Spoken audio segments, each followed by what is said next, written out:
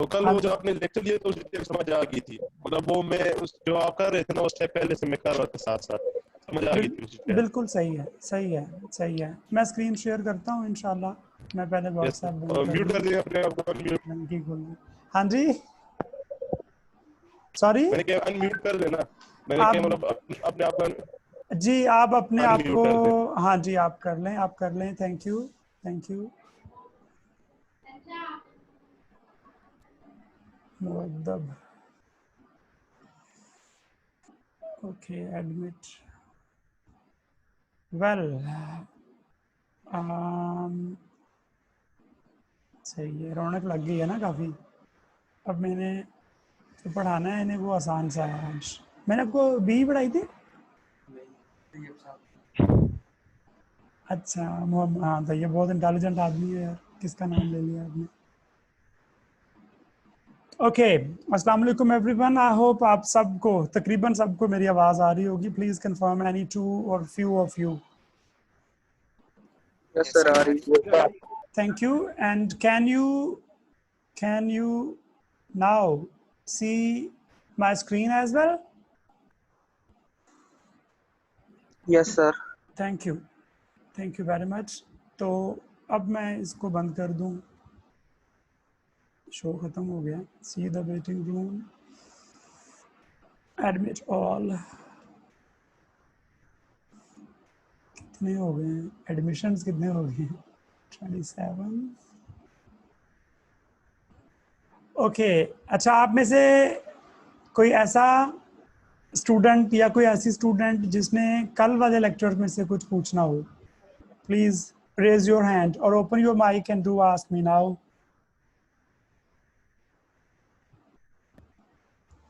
No one? Excuse me, sir. Yes, you are excused one by one. Tayyaba, आप बोलें बेटा। Yes sir. Sir, हमने lecture अभी तक देखा ही नहीं जो आपने भेजा था, बिकॉज कल रात काफ़ी लेट क्लास एंड हुई थी, फिर सुबह में भी हमारी क्लासेस थी, तो अभी हम फ्री नहीं हुए, इसीलिए हमने आपको कहा था एक दिन का गैप अगर आप दे दें तो हम लेक्चर देख लेंगे। आप दोनों इकट्ठे देख लेना बेटा, ठीक है। Thank you. And who else was there? Thank you very much for your feedback. और कौन है? किसी और का सवाल है जिसने लेक्चर सुना भी हो? Excuse me sir. You are excused, बोलें। सर, कल हमने जो शुरू में स्टार्ट में पढ़ाया यानी वोल्टेज सोर्स को जो है ना वो करंट सोर्स के अंदर जो है चेंज करना, तो यहाँ पे जहाँ पे अब वोल्टेज सोर्स है तो वहाँ पे जो है सीरीज के अंदर यानी हमारे पास एक इंटरनल रेजिस्टेंस जो है वो लगी होती है। तो जब हम उसको चेंज करते हैं करंट के अंदर यानी करंट सोर्स के अंदर, तो वहाँ पे जो वो रेजिस्टेंस होती है उसी को हम यानी पैरेलल में चेंज कर देते हैं, या वो आपने कहा था ना फिजिकली तो ये जो है ना यानी वायर इस तरह नहीं होती, लेकिन हम उसी को चेंज करेंगे या वो अलहदा सी रेजिस्टेंस होगी और वो अलहदा होगी। अगर हमसे कोई पूछता है यानी आप करंट सोर्स के अंदर वो रेजिस्टेंस है पहले वाली या नहीं है, ये आपने दोबारा लगाई है, तो इसका सर थोड़ा सा काइंडली बता दें। ओके, आपका सवाल ये है कि अगर मेरे पास एक करंट सोर्स है, फॉर एग्जांपल यहाँ से मैं स्टार्ट करता हूँ, तो करंट सोर्स की कोई इंटरनल रेजिस्टेंस है? तो मैं कहूँगा जी है, और उसकी वैल्यू जो है वो बहुत कम होती है, दूसरी बात। और तीसरी बात, करंट सोर्स के साथ वो जो रजिस्टर है, जो इंटरनल रेजिस्टेंस है, वो पैरेलल में कनेक्टेड होती है।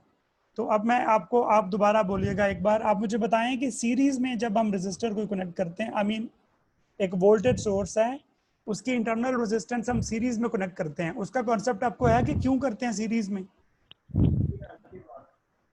सर कोई खास तो इतना नहीं है। ओके, चलें इसको खास कर लेते हैं थोड़ा सा। Give me a moment please, ताकि मैं आपके लिए वो लेक्चर ओपन कर लूँ जो जिसकी आप बात कर रहे हैं। जी सर। आई थिंक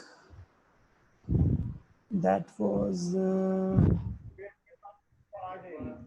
कहाँ था वो मेरे, हाँ, डाउनलोड्स में पड़ा होगा, सॉरी, डाउनलोड्स में होगा। बेसिक इलेक्ट्रॉनिक्स देखें। ओके, अपना माइक बंद कर लें, अब मैं आपको जवाब देता हूँ। Thank you.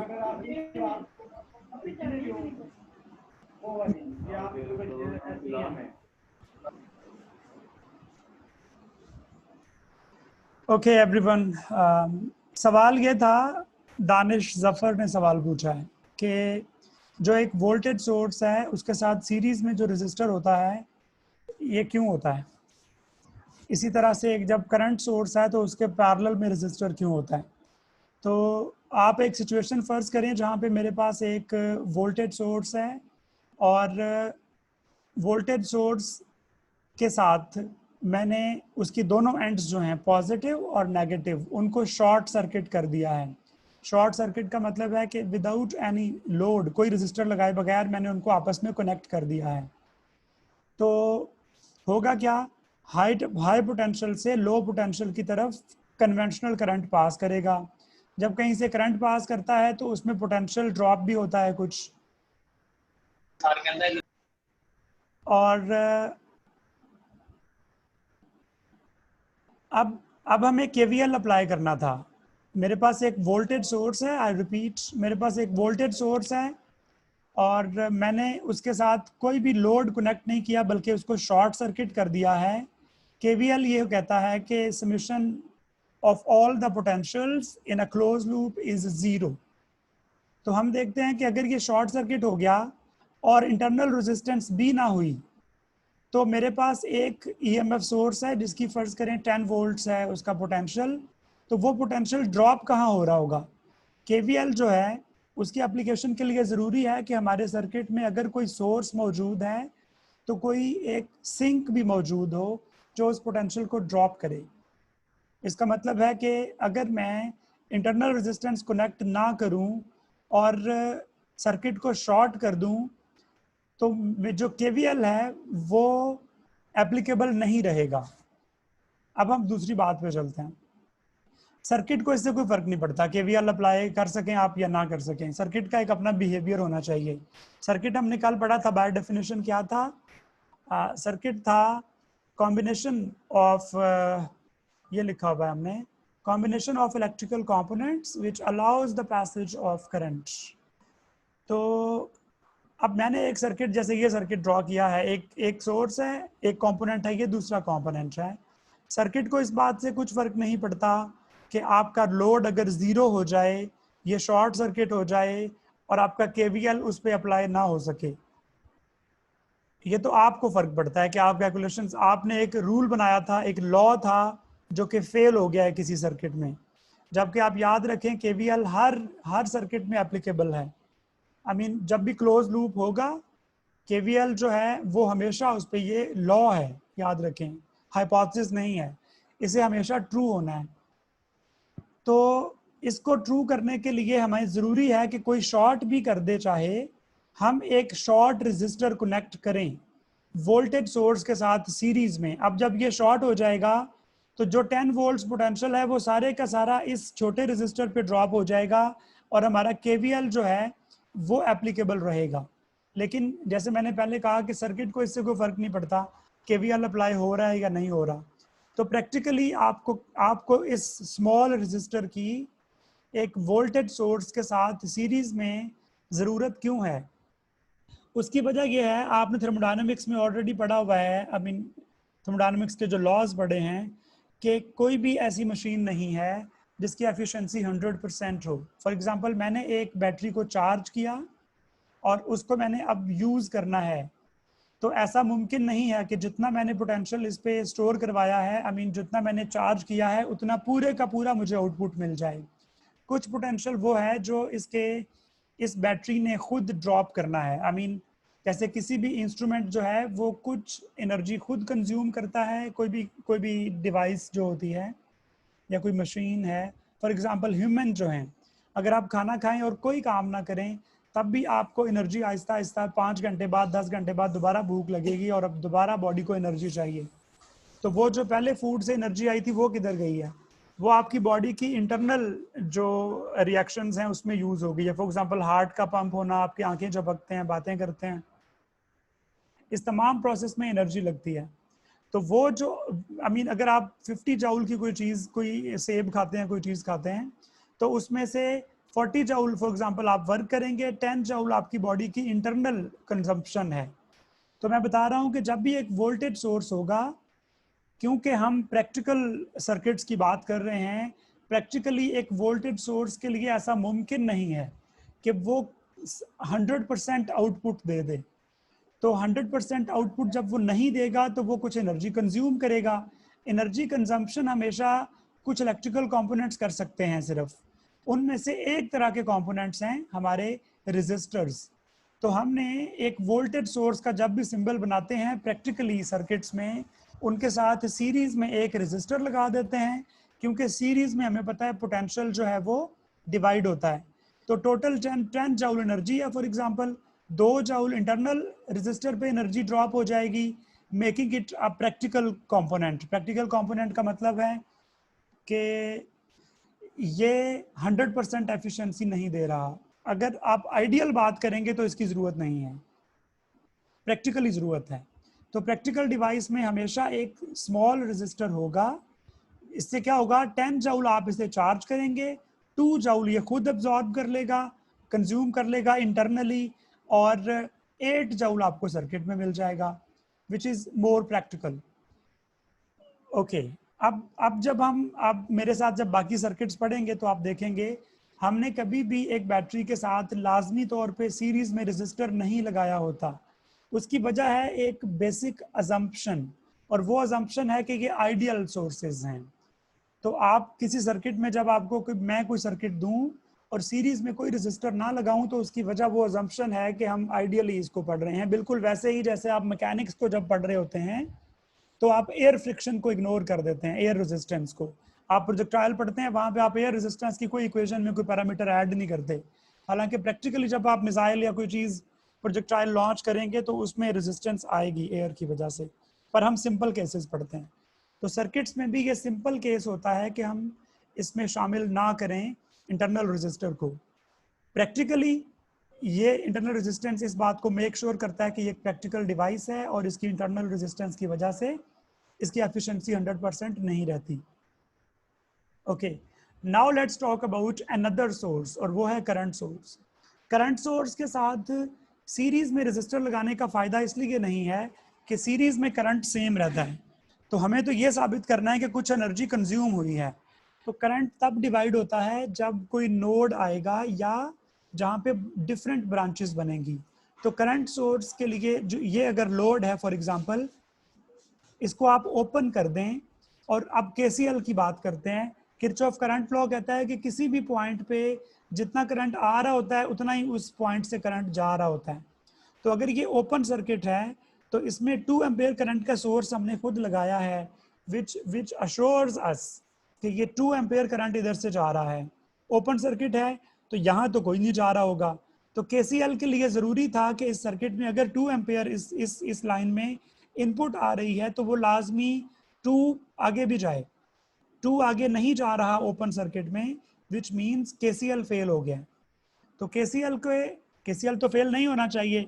उसके लिए हम क्या करते हैं, हम एक करंट सोर्स के साथ हमेशा पैरेलल में एक रेजिस्टर लगाते हैं, जिसका मतलब ये है कि अगर यहाँ पे आप ओपन भी कर दें तो सारे का सारा करंट इस इंटरनल रेजिस्टेंस से पास हो जाएगा और हमारा किसी भी पॉइंट पे इधर केसीएल जो है वो एप्लीकेबल रहेगा। अब हम बात करते हैं कि प्रैक्टिकली इसकी ज़रूरत क्यों है। फर्ज करें ये 2 एम्पेयर करंट है, क्या ये 2 एम्पेयर पूरे का पूरा करंट हमारे सर्किट में लोड पे हमें मिलेगा? तो उस वक्त तो ये आइडियल सोर्स बन जाएगा ना, जबकि ये सोर्स आइडियल नहीं होना चाहिए। प्रैक्टिकल सर्किट्स में अगर 2 एम्पेयर करंट है तो थोड़ा सा 0.1 मिली एम्पेयर और 1 मिली एम्पेयर कुछ करंट ये इधर जाएगा और बाकी करंट हमारे सर्किट में जाएगा। तो करंट सोर्स के साथ हमेशा पैरेलल में एक रेजिस्टर का होना लाजमी है, और वोल्टेज सोर्स के साथ हमेशा सीरीज में एक रेजिस्टर का होना लाजमी है। जब आप एक वोल्टेज सोर्स को कन्वर्ट करते हैं करंट सोर्स में तो आप इसमें लोड को शॉर्ट करके आप एक करंट फाइंड कर लेते हैं through this small resistor. For example मेरे पास ये 10 वोल्ट्स की बैटरी है, ये एक स्मॉल रेजिस्टर है 5 ओहम्स का। मैंने इस टर्मिनल्स को इनको शॉर्ट कर दिया तो ये पाथ कंप्लीट हो गया, इसमें करंट फ्लो करेगा। टोटल एक सोर्स है 10 वोल्ट्स का और एक सिंक है 5 ओहम्स का। तो 5 ओहम्स का जो रेजिस्टर है इस पे कितने वोल्ट्स ड्रॉप होंगे? टोटल एक ही रेजिस्टर है सर्किट में तो सारे के सारे वोल्ट इस पे ड्रॉप हो जाएंगे, वो है 10 वोल्ट्स। यहाँ से मैंने using Ohm's law V is equal to IR मैंने टोटल करंट फाइंड किया इस सर्किट में। जब लोड को मैं शॉर्ट कर दूंगा, लोड 0 होगा, तो ये आएगा 2 एम्पेयर्स। इसका मतलब है कि इंटरनल रेजिस्टर और इस EMF सोर्स की मौजूदगी में सिर्फ एक करंट फ्लो करता है विच इज ऑफ 2 एम्पेयर्स। तो I can replace this voltage source with a current source of 2 amperes. मैंने लिख दिया 2 एम्पेयर। ये वोल्टेज सोर्स जो है ये कन्वर्ट होके 2 एम्पेयर्स का करंट सोर्स बन गया है। लेकिन करंट सोर्स के साथ तो पैरेलल में एक रेजिस्टर भी होना चाहिए। तो वो कौन सा होगा? वो यही रेजिस्टर है जो इधर सीरीज में था, अब हम पैरेलल में लगा देंगे। तो अब प्रैक्टिकल सर्किट्स में एक्चुअली ये हमारे सिंबल्स हैं, रेजिस्टर का सिंबल हमने शो किया हुआ है। अगर हम देखें कि प्रैक्टिकली क्या होता है, तो जब भी कभी लिखा होगा करंट सोर्स तो उसकी इंटरनल रेजिस्टेंस उसके मतलब अलग से ये प्रैक्टिकली कोई रेजिस्टर लगा नहीं होता, ये उसकी कंजम्पशन है, जो लॉस ऑफ एनर्जी उसने करना है अपने ऊपर। जैसे हम 100 जूल की कोई चीज़ खाते हैं तो उसमें से 10 जूल हमारी बॉडी को रिक्वायर्ड है, उसी तरह जो इसको रिक्वायर्ड है वो इसमें कंज्यूम हो जाता है। हमें सर्किट में इसको शो करने का तरीका है कि हम एक रेजिस्टर शो करें। असल में जब आप एक बैटरी खरीदते हैं तो साथ में कोई रेजिस्टर कनेक्टेड नहीं होता, वो उसका केमिकल्स जो हैं उनकी बाय डिफॉल्ट रिक्वायरमेंट है उस केमिकल की कि वो कुछ एनर्जी कंज्यूम कर जाएगा। तो Sara Baig, do you have any question बेटा? You have raised your hand mistakenly. Okay. Question पूछा था दानिश ने। दानिश, आपका मसला हल हो गया? यस सर, हो गया, थैंक यू। वेलकम। हाँ मीन आप चलते हैं हम नेक्स्ट टॉपिक पे। नेक्स्ट टॉपिक पे जाने से पहले मैं बड़ा क्विकली एक जो कल हमने पढ़ा था जी, सैयदा नवीरा जी बोले बेटा। सर हमारी पूरी क्लास को बहुत इशू है, हमें नहीं समझ आ रहा। क्या आप कौन हैं? आप किस क्लास से हैं? सर BS4 BS4 है सर। हमारी पूरा दिन क्लासेस होती है, हमारे पास टाइम नहीं होता कि हम लेक्चर देखें। तो फिर क्या करें? सर हमारी 2 आवर्स की होती है, तो हमें फिर वो लेक्चर्स भी नोट करने होते हैं। क्या करें सर फिर? उनका भी काम होता है, तो हमारे पास नहीं होता वीडियो देखने का। फिर क्या करें? सर आप हमें एक वीडियो गैप दे दें, ये हो कि हम वीडियो देख के आपसे क्वेश्चन कर सकें कि हमें ये चीज समझ नहीं आई। हाँ ऐसा करते हैं ना, मैं आज क्लास लेता हूँ, कल और परसों 2 दिन का गैप दे लेंगे, ठीक है? ताकि आप इन दोनों को सुन लें और अगली क्लास में सवाल पूछ लीजिएगा। ठीक है sir, thank you. Welcome. Okay, mic बंद कर लें, सवाल है कोई तो पूछ लें। Thank you.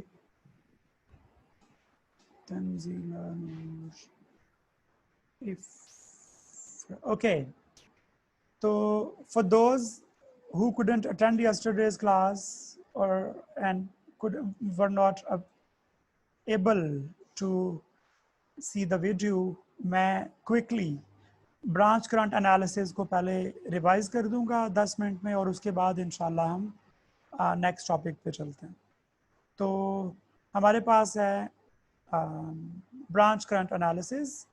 हमने सबसे पहले तो ये सीखा था कल कि ब्रांचेस क्या होती हैं। तो जहाँ भी करंट डिवाइड होगा वहाँ पे नई ब्रांच बनेगी। फॉर एग्जांपल ये एक ब्रांच है, उसके बाद करंट डिवाइड हो गया तो ये 2 ब्रांचेस और हैं। तो यहाँ पे हमारे पास टोटल 3 ब्रांचेस हैं इस सर्किट में। कल हमने डिफरेंट एग्जांपल्स लेके देखा था कि ब्रांचेस को कैसे समझना है। यहाँ पे कितनी ब्रांचेस हैं? फिगर 1 में सिर्फ एक ब्रांच है और यहाँ पे हमारे पास 3 ब्रांचेस हैं। सेकंड कॉन्सेप्ट है नोड के बारे में कि नोड क्या होता है। तो मैंने बताया था जहाँ पे 3 लाइंस फॉर एग्जांपल मिलें, या अदरवाइज करंट डिवाइड हो, और या अदरवाइज जहाँ पे पोटेंशियल डिफरेंट हो जाए, वहाँ पे उस पॉइंट को हम नोड कहते हैं। तो मैंने साथ ये बताया था कि नोड को समझने में आप क्या गलती कर सकते हैं, कोई रॉन्ग कॉन्सेप्ट क्या हो सकता है। तो उसके लिहाज से हमने देखा था कि यहाँ पे लग ये रहा था कि 4 नोड्स हैं, लेकिन असल में यहाँ पे सिर्फ 2 नोड्स हैं। इस सर्किट में लग रहा था कि 1 2 3 और 4 नोड्स हैं, और इसमें 4 ही नोड्स हैं।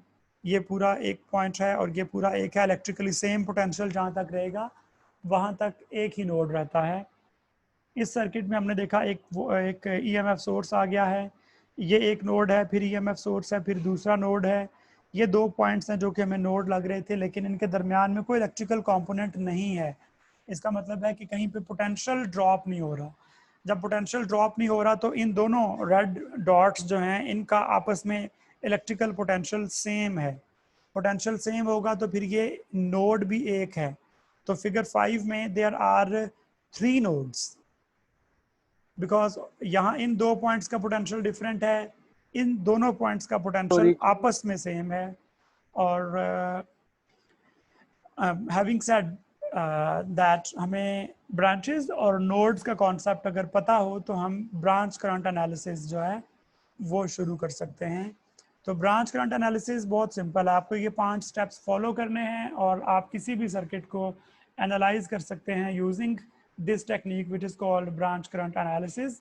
Before starting this I would like to tell you again, मैंने मिड टर्म से पहले जो आपको मेथड पढ़ाया था किसी भी सर्किट को सॉल्व करने का, वो था reduce and return method. Reduce and return method इस सर्किट पे अप्लाई नहीं हो सकता क्योंकि यहाँ पे एक से ज़्यादा सोर्सेज हैं। जब सोर्सेज ज़्यादा हो जाएंगे तो आपका जो रिड्यूस एंड रिटर्न मेथड है वो आप अप्लाई नहीं कर सकते। तो ये ज़रूरत है हमें नए मेथड्स पढ़ने की, ये मोटिवेशन है कि हमें ब्रांच करंट एनालिसिस क्यों पढ़ना है और फिर कैसे पढ़ना है, ये उसके स्टेप्स हैं। ओके, फर्स्ट स्टेप इज, जो मैंने बताया था कि इसके पहले आप एक स्टेप खुद से बना लें, वो क्या है कि identify the number of branches in your circuit. जब आप आइडेंटिफाई कर लें, then assign a different current of arbitrary direction to each branch of the circuit. I told you arbitrary does not mean random. These are two different words. Arbitrary का मतलब random हरगिज नहीं है, तो आप इसको random से replace नहीं कर सकते। Please keep remember. फर्क क्या है इस पे हम बाद में बात कर सकते हैं अगर आप में से कोई पूछना चाहता हो तो आपने क्या करना है, हर ब्रांच में एक डिफरेंट करंट सपोज करना है। यहाँ पे लिखा हुआ है कि आप असाइन करें अपनी मर्जी से, इस लफ्ज़ को आप सपोज से रिप्लेस कर सकते हैं।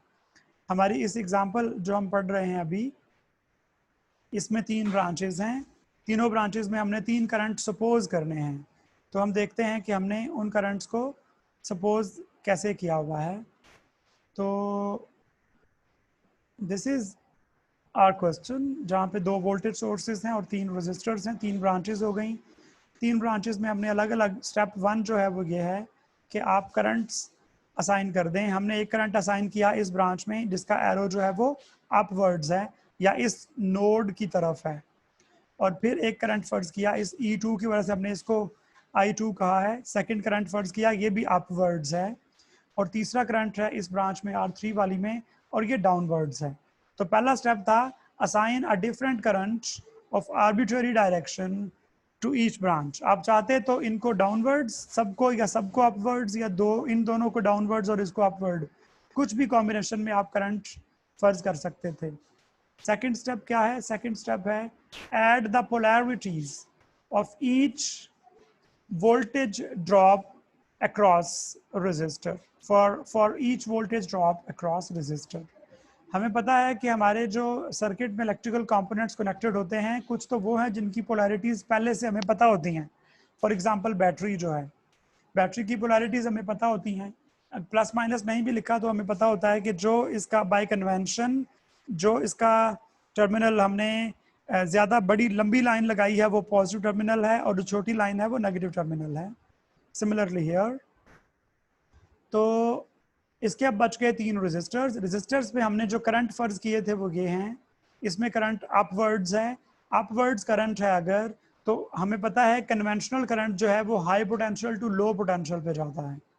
High potential to low potential का मतलब है कि हमें रेजिस्टर पे नीचे पॉजिटिव लिखना पड़ेगा, ऊपर नेगेटिव, क्योंकि करंट नीचे से ऊपर इधर जा रहा है अपवर्ड्स, तो ये पॉजिटिव है और ये नेगेटिव है। सिमिलरली जो मेरा I2 करंट है वो भी अपवर्ड्स हमने फर्ज कर लिया। जब अपवर्ड्स फर्ज कर चुके हैं तो फिर इसकी पोलैरिटी भी वैसे ही लगानी पड़ेगी। Current always goes from high potential to low potential, so positive and negative. And for the third resistor R3 हमारा जो करंट हमने फर्ज किया है वो है डाउनवर्ड्स है, तो ये करंट हमेशा फ्लो करता है from high potential to low potential, positive to negative. So positive ऊपर आएगा, नेगेटिव नीचे आएगा। तो 2 स्टेप्स तो हो गए हैं। पहला स्टेप था कि आप ब्रांचेस आइडेंटिफाई करने के बाद उनमें करंट सपोज करें, करंट असाइन करने के बाद हर ब्रांच को आप पोलैरिटीज लगा दें। यस नादिर। अस्सलाम वालेकुम सर। वालेकुम अस्सलाम, प्लीज सर ये चीज़ दोबारा रिपीट कीजिएगा, ये जो आपने कही है कि जो रेजिस्टेंस 3 है due to the flow of positive या due to the flow of current higher potential to lower potential कि ये पॉजिटिव और नेगेटिव होगा, लेकिन सर इसके जो बैक साइड से मतलब जो R2 और R1 से जो करंट फ्लो कर रहा है वो तो सर नेगेटिव नहीं आ रहा सर, पॉजिटिव टू नेगेटिव, तो देन R3 में पॉजिटिव टू नेगेटिव कैसे हो जाएगा? क्योंकि यहाँ पे तो R3 में सर ऊपर पॉजिटिव के बजाय नेगेटिव आना चाहिए ना, क्योंकि आप पोलैरिटीज माइक वहां पे से रहें, एक सेकंड आप माइक पे रहें और मुझे बताएं R2 में करंट किधर जा रहा है, हाई टू लो जा रहा है कि नहीं, बस ये बता दें। R2 में या R2 में ये सर पॉजिटिव से नेगेटिव की तरफ फ्लो कर आप रहा है। बस इस पे रुक जाएं, इस बात पे रुक जाएं और आप मुझे बताएं ये करंट है I3, इसका एरो देख रहे हैं आप, डाउनवर्ड्स है। ये जी करंट पॉजिटिव से नेगेटिव पे आ रहा है कि नहीं? जी सर, पॉजिटिव से अब नेगेटिव की तरफ अब ये बात है जो मैं बता रहा था। अब आपकी बात पे चलते हैं। आप असल में इसी करंट को इधर लेके आ रहे हैं जो कि Yes, sir. Sir, branch current analysis नहीं है। आप सब्र करेंगे ना, आज मैंने पढ़ाना है मैश एनालिसिस। आपका कल भी ये मसला था, मुझे पता है। मैं तभी कहा था कि आप एक क्वेश्चन सॉल्व करें, जब आप सॉल्व करेंगे तो मैं बताऊंगा आपने कहाँ गलती की है। मैं यहाँ रखता आज वो क्वेश्चन, आपने भेजा नहीं है मुझे। मैंने कहा था Sir, कोई भी मैंने 3 solve लोग भेज दें, नो प्रॉब्लम। तो आपने क्या करना है, आपको जो भी समझ आया हो भाई आप करते हैं, बताता मैं आपको बताता कि ये ब्रांच करंट एनालिसिस ही नहीं है। फॉर एग्जाम्पल आप एक क्वेश्चन सॉल्व करते हैं यूजिंग कंप्लीटिंग स्क्वायर मेथड, अपना जो क्वाड्रेटिक इक्वेशन को सॉल्व करते हैं ना, अगर मैंने कहा हुआ है कि solve it by quadratic formula, तो कंप्लीटिंग स्क्वायर मेथड से गलत हो जाएगा ना वो, क्योंकि मैंने वो मेथड नहीं पूछा। आप जिस मेथड की बात कर रहे हैं वो मैश एनालिसिस है, हम उस पर जाएंगे इसके बाद।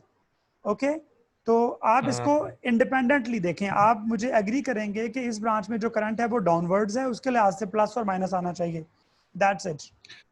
सर मींस के देखिए ना, सर्किट जो मतलब सोर्स है, जो करंट जा रहा है पॉजिटिव से, उससे दोबारा उसी तरफ नेगेटिव की तरफ फ्लो नहीं करना होता। मतलब अगर E1 की बात करें तो E1 से अगर पॉजिटिव 2 जा रहे हैं, 2 वोल्ट्स अगर उसको करंट प्रोवाइड किया जा रहा है, वो भी जो भी उसका करंट होगा वो पूरा एक क्लॉकवाइज डायरेक्शन लेके दोबारा E1 के ऊपर नहीं आएगा सर, आएगा वो तो इंशाल्लाह, R3 से पास होगा, आएगा। R3 से पास होगा। आपका मसला क्या है मुझे ये बताएं। सर मेरा मसला सिर्फ ये है, मैं आपको मुझे ये समझा चुका सिर्फ हूं कि आप जिस मेथड की बात कर रहे हैं मैं वो पढ़ा ही नहीं रहा।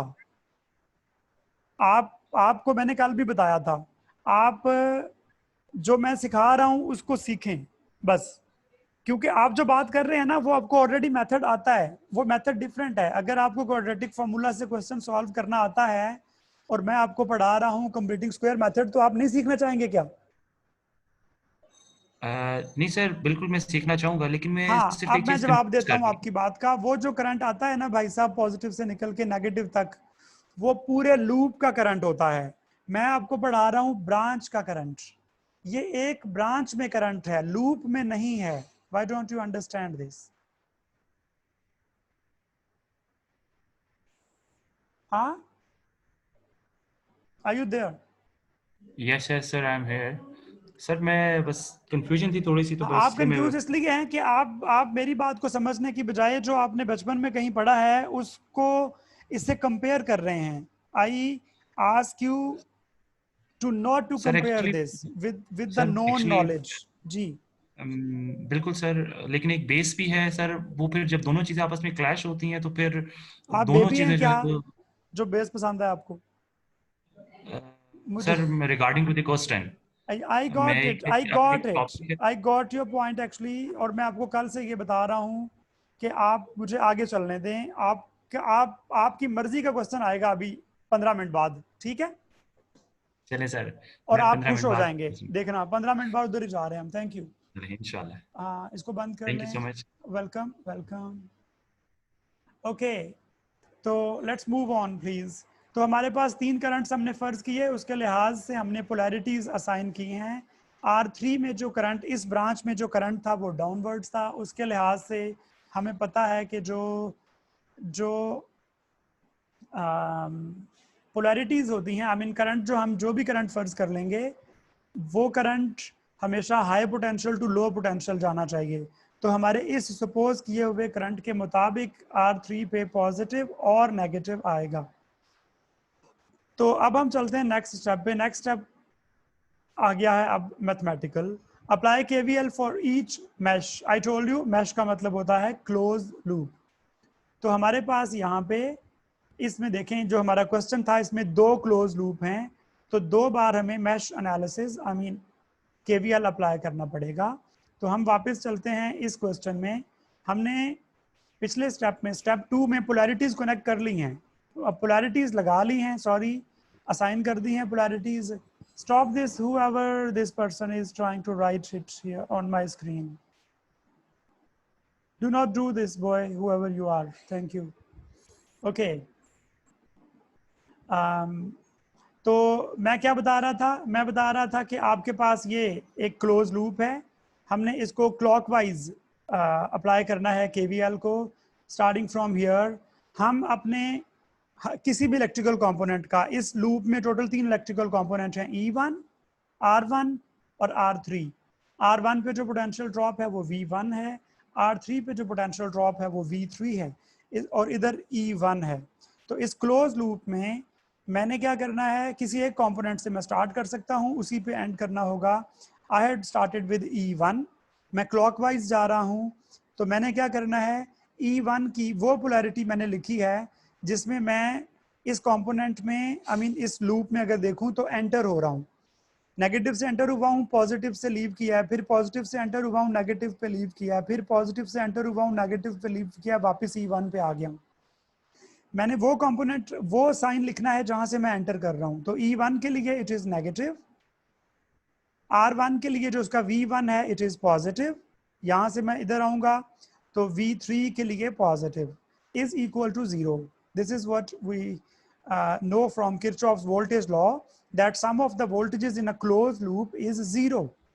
Similarly, हम बात करें अगर इस लूप की, तो इसमें if I start from my resistor, the third resistor, और ये देखें आप क्लोज लूप है ये भी, और ये क्लॉकवाइज है, तो -V3 -V2 positive E2 is equal to 0।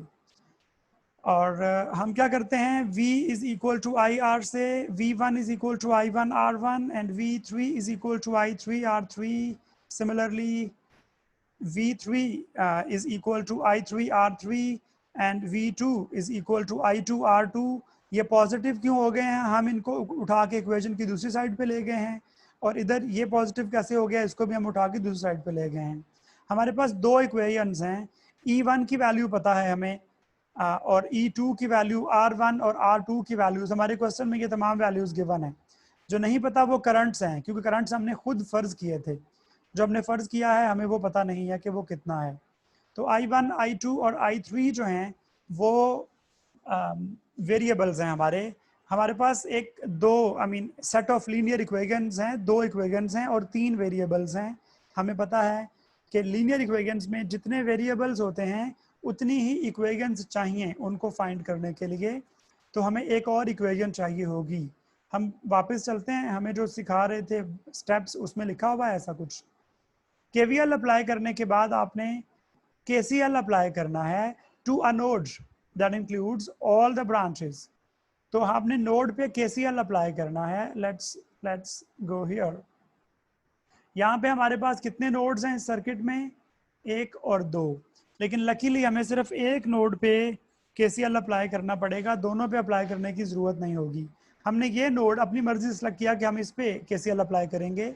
आप में से कोई स्टूडेंट इस नोड पे भी KCL अप्लाई कर सकता है, लेकिन हम अभी इसकी बात कर रहे हैं। तो इस पे टोटल 3 करंट्स हैं, एक I1, एक I2 और एक I3। KCL क्या है? किरचॉफ करंट लॉ कहता है कि sum of inwards currents is equal to the sum of outgoing currents. तो इनवर्ड्स करंट्स हैं दो, I1 और I2 दोनों को ऐड करें तो I1 plus I2 it is equal to the outgoing current which is I3. So I1 plus I2 is equal to I3 should be the next equation. अब हमारे पास बन गए हैं 3 इक्वेशंस हैं और 3 ही वेरिएबल्स हैं. हमने इनको सॉल्व किया. मैंने आपको बताया था कि मैंने आपके लिए एक इसको सॉल्व करके रखा हुआ था. Not this. अच्छा, हमने इसको सॉल्व करके रखा हुआ था मैथमेटिका पे, और कल मैंने आपको उसको, कल की वीडियो आप देखेंगे तो मैंने आपको वो प्रोग्राम ही मिल जाएगा जहाँ मैंने इक्वेशन सॉल्व की थी और ये जवाब आया था. सिर्फ कैलकुलेटर मैंने बेसिकली यूज़ किया था. तो आप किसी और मेथड से सॉल्व कर सकते हैं इसको. और हमने इसके बाद एक और एग्जांपल भी की थी, कल वाली वीडियो में वो होगी, आप वो वीडियो देख सकते हैं. Next is mesh analysis. आप लोग सबसे पहले तो जो पहले पढ़ा है उसको फॉरगेट कर लें, और फॉरगेट करने के बाद नेक्स्ट मेथड को पढ़ने के लिए हम तैयार हो जाते हैं, और इसका नाम है mesh analysis. By the way ये वो एनालिसिस है जो आप एफएससी की बुक में पढ़ चुके हैं. ये बहुत आसान है, आप इससे ऑलरेडी फेमिलियर हैं, और इसमें थोड़ी सी वर्किंग भी कम है. इसमें एक कन्फ्यूजन है सिर्फ, वो हम देख लेंगे क्या है. वो कन्फ्यूजन आपको नहीं होनी चाहिए. बस अगर आप वो कन्फ्यूजन दूर कर लें तो ये मेथड ज़्यादा आसान है ब्रांच करंट एनालिसिस से. लेकिन इसके मुकाबले में मेरा favourite by the way branch current analysis है, और आप उसके बाद पढ़ेंगे एक तीसरा मेथड नोडल एनालिसिस. सबसे मेरा फेवरेट जो है वो नोडल एनालिसिस है by the way. Let's talk about mesh analysis. सबसे पहले हम बात करें कि मैश क्या होता है. मैश है लूप. तो जैसे इसमें लिखा हुआ है मैश एनालिसिस, हम इसका दूसरा नाम और बड़ा करके लिखें तो ये बन जाएगा मैश करंट एनालिसिस. इसका मतलब है कि इसमें हमने, जैसे इससे पहले था ब्रांच करंट एनालिसिस, ये है मैश करंट एनालिसिस. वहाँ पे हम ब्रांचेस में करंट फर्ज करते थे, यहाँ पे हम लूप्स में करंट फर्ज करेंगे, आई मीन मैश में करंट फर्ज करेंगे. तो steps required for mesh analysis. सबसे पहला स्टेप है assign current in clockwise direction to each closed loop. I would emphasis on this word clockwise. It is not necessary, keep remember. ये clockwise वैसे ही लिख दिया है इसने, ऐसी कोई कंडीशन नहीं है. You can assign a current in a clockwise or in an anti-clockwise direction. It is totally your choice. आपने क्या करना है, हर क्लोज लूप में करंट फर्ज करना है, और ये करंट आर्बिट्रेरी हो सकता है. It can either be clockwise और एंटी क्लॉकवाइज. ऐसी कोई कंडीशन नहीं है क्लॉकवाइज हो. पहले तो अपने जहन में ये बिठा लें. दूसरी बात, अब जब आप करंट फर्ज कर ही चुके होंगे क्लोज लूप में, तो उसके लिहाज से पोलैरिटीज भी लगा दें हर रजिस्टर पे. ओके, हम इन 2 स्टेप्स पे चलते हैं. पहले हमारे पास कोई एग्जांपल है क्या? ये एग्जांपल है हमारे पास एक, और इसमें क्वेश्चन है find the branch currents I1, I2, I3 वी. ओके, अच्छा, ये ब्रांच करंट एनालिसिस से सॉल्व नहीं करना, ये बात याद रखिए. ये कहा गया है कि आपके पास यहाँ पे इस सर्किट में, ये जो भी सर्किट है, आई मीन इसके अलावा कोई सर्किट अगर होता तो उसमें आप देखें पहले, सबसे पहले ब्रांचेस कितनी हैं और नोड्स कितने हैं और क्लोज लूप कितने हैं. तो इसमें हम देखें तो 3 ब्रांचेस हैं और 2 क्लोज लूप्स हैं और 1 और 2 नोड्स हैं. तो इस पूरे सर्किट में ब्रांचेस 3 हैं, क्लोज लूप 2 हैं और नोड्स भी 2 हैं. पहले तो हमने ये फैसला कर लिया. अब सवाल लिखा हुआ है कि हर ब्रांच में करंट बताइए. फाइन, बट अब we have to use it by using mesh analysis. So I would ask you कि आप अपने जहन से ये I1 और ये I2 और ये I3 निकाल दें. बिल्कुल आप समझें ये कुछ लिखा ही नहीं है इस पे.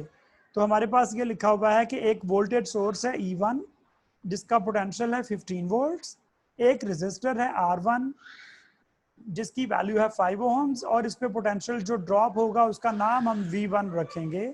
इसी तरह से एक रेजिस्टर है R3, उसमें जो पोटेंशियल ड्रॉप होगा उसका नाम हम V3 रखेंगे. एक और सोर्स है जिसका नाम है E2 और इसकी पोलैरिटीज हमारे पास सामने है। और इसी तरह एक और रेजिस्टर है R2, उसमें जो पोटेंशियल ड्रॉप होगा उसका नाम रखेंगे V2। और इसी तरह एक चौथा रेजिस्टर है R4, उसमें जो पोटेंशियल ड्रॉप होगा वो है, उसका नाम हम रखेंगे V4, उसकी वैल्यू गिवन है। हमें हमारा काम आसान है, हमने सीखा है कि हमने क्या करना है। स्टेप 1 था assign current in each loop. अच्छा, हमें इस एग्जांपल में तो क्लॉकवाइज के साथ चलना है मजबूरन, लेकिन ये लाजमी नहीं है। Excuse me. तो टोटल कितने लूप्स हैं? 1 और 2। इस लूप में हमने एक करंट फर्ज करना है और उसको हमने क्लॉकवाइज करंट फर्ज कर लिया है। ये क्लॉकवाइज करंट जो है ये पूरे लूप में है, और दूसरे लूप में भी हमने क्लॉकवाइज करंट फर्ज कर लिया है। इसका नाम small I with subscript 1 and small I with subscript 2। ये 2 करंट्स हैं हमारे, 2 लूप्स हैं, 2 ही करंट हमने फर्ज कर लिए हैं। आप इस करंट को काउंटर क्लॉकवाइज भी फर्ज कर सकते थे, लेकिन हम जिस क्वेश्चन को सॉल्व कर रहे हैं गिवन डेटा के साथ हम क्लॉकवाइज चलेंगे और इसको समझने की कोशिश करते हैं। अब हमने पोलैरिटीज लगानी है हर रेजिस्टर पे करंट के लिहाज से। Nadir please come on your mic, are you there? Yes sir. Okay, मैं अभी यहाँ पे पोलैरिटीज लगाना चाह रहा हूँ और आप मुझे जो बताएंगे मैं वो लिखूंगा, ठीक है? हो गया? ओके, ये करंट है I1, बैटरी पे तो लगाने की जरूरत नहीं है कुछ भी। अब आप मुझे बताएं कि ये जो 5 ओहम्स का रेजिस्टर है इसका प्लस और माइनस ठीक लिखा है या गलत लिखा है, मतलब आपके कॉन्सेप्ट के लिहाज से? हाँ जी, ये लिखा हुआ है सर। बेस्ट हो गया। अब मुझे बताएं कि V3 पे जो लिखा हुआ है ग्रीन वाला प्लस और माइनस, ये सही लिखा है या गलत है आपके लिहाज से? सर आई थिंक ब्लू वाला ठीक नहीं है। आप ग्रीन वाले का बताएं, गलत लग रहा है आपको? सिर्फ आप ये बता दें गलत लग रहा है आपके लिहाज से। यस सर, मुझे तो गलत लग रहा है। ओके, अब इसको हम डिस्कस कर लेते हैं कि क्या होगा। देखें, ये करंट जा रहा है इस तरह से क्लॉकवाइज। करंट जिस टर्मिनल से एंटर होगा वहां प्लस लिखना है। R1 में यहां से एंटर हुआ तो प्लस लिखा, R3 में यहां से एंटर होगा तो प्लस लिखेंगे। आपको ये बात अब समझ आ गई है? मैं जो बता रहा हूं सिर्फ पहले ये बता दें, फिर मैं आपकी बात पे आऊंगा। अभी इसका जवाब दे दें। जो मैंने अजम्पशन बताई है आपको कि रेजिस्टर में जहां से एंटर होना है ना करंट ने, उसको प्लस लिखना है आपने बस हमेशा। ये बात पहले समझ आ गई है? पहले ये बता दें। ओके, हम इसके मुताबिक अब इधर जाएंगे। ब्लू वाला सिंबल जो है ना, ये I2 के लिए है। यहाँ पे कितने रेजिस्टर्स हैं दूसरे लूप में, बताएं मुझे? 3 रेजिस्टर्स हैं, शाबाश। और इसमें जो करंट जा रहा है इधर, ये क्लॉकवाइज याद रखिएगा, यहाँ से ऊपर जाएगा। इसमें करंट एंटर हो रहा है तो ये प्लस नीचे, मेरा जो कॉन्सेप्ट है उसके लिहाज से ठीक लिखा हुआ है ना? ठीक है, positive to negative. Thank you. अब ये करंट इधर घूम के हम जाएंगे इस लूप में इधर को, यहाँ भी प्लस ठीक लिखा हुआ है जो मेरा कॉन्सेप्ट है उसके मुताबिक। Thank you. फिर इधर भी जाएंगे तो ये प्लस ठीक लिखा हुआ है। Yes sir. अच्छा, आपको मैं ना इस एग्जांपल पूरी को सॉल्व करने के बाद एंड पे मौका दूंगा फिर भी जो आप बात कर रहे हैं ना उस पे, लेकिन फिलहाल जो मैंने बताया वो सिंपल कॉन्सेप्ट है कि करंट जहां से एंटर होगा रेजिस्टर में वहां प्लस लिखना है, that's it. Okay, excuse me sir, अगर मींस की अगर हम लोग इसकी मतलब जो इसके साइन है वो चेंज होते हैं, मतलब पॉजिटिव नीचे होता है, नेगेटिव ऊपर होता है E1 में, तो फिर हम लोग नेगेटिव पॉजिटिव लिखते हैं। आप बैटरी की बात कर रहे हैं? जी, सोर्स अगर नेगेटिव, आपको ना सबसे पहले यही गलती कर रहे हैं मुझे लग रहा है आप। सोर्स पे आपने कुछ भी नहीं लिखना, सोर्स पे खुद लिखा सर, होता वो है। मैं बात खुद लिखा होता है। अगर इन केस अगर ये माइनस होता, माइनस पॉजिटिव, यानी कि पॉजिटिव की जगह पे नेगेटिव होता और नेगेटिव की जगह पे पॉजिटिव होता, तो जो हमारे पास रेजिस्टेंस जहाँ पे V1 है तो फिर वहां पे हम लोग पहले नेगेटिव लिखते हैं, नहीं, बिल्कुल नहीं, यही मैं बता रहा हूँ कि बिल्कुल नहीं। ये जो करंट मैंने डायरेक्शन की एरो देख रहे हैं आप क्लॉकवाइज, जी रेजिस्टर्स पे जो प्लस माइनस लग रहे हैं उनका ताल्लुक इससे है, बैटरी से बिल्कुल नहीं है। देखें, अगर आप बैटरी के मुताबिक ही काम करने हैं ना अपने सारे, तो फिर ये लफ्ज काट दें असाइन। ये सपोज को शो कर रहा है कि आप अपनी मर्जी से करंट बताएं, बैटरी के हिसाब से नहीं बताना आपने। ओके, तो आगे चलते हैं। अब हम क्या, बैटरी का कोई ताल्लुक नहीं है रेजिस्टर पे प्लस माइनस के साथ। ओके, हमारे पास हैं टोटल 2 लूप्स और दोनों लूप्स के लिहाज से हमने क्या कर दिया, हमने करंट फर्ज कर लिए और हर करंट के लिहाज से पोलैरिटीज लगा दी। ये जो दरमियान में रेजिस्टर है ना R3, Abdul Manaf, do you have any question? Yes sir. पूछें प्लीज, क्या है?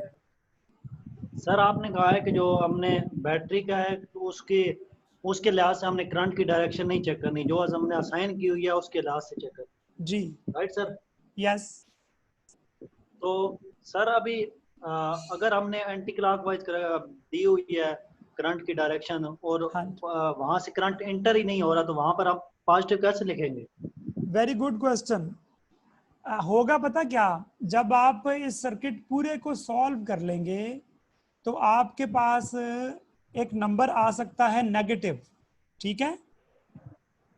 यस।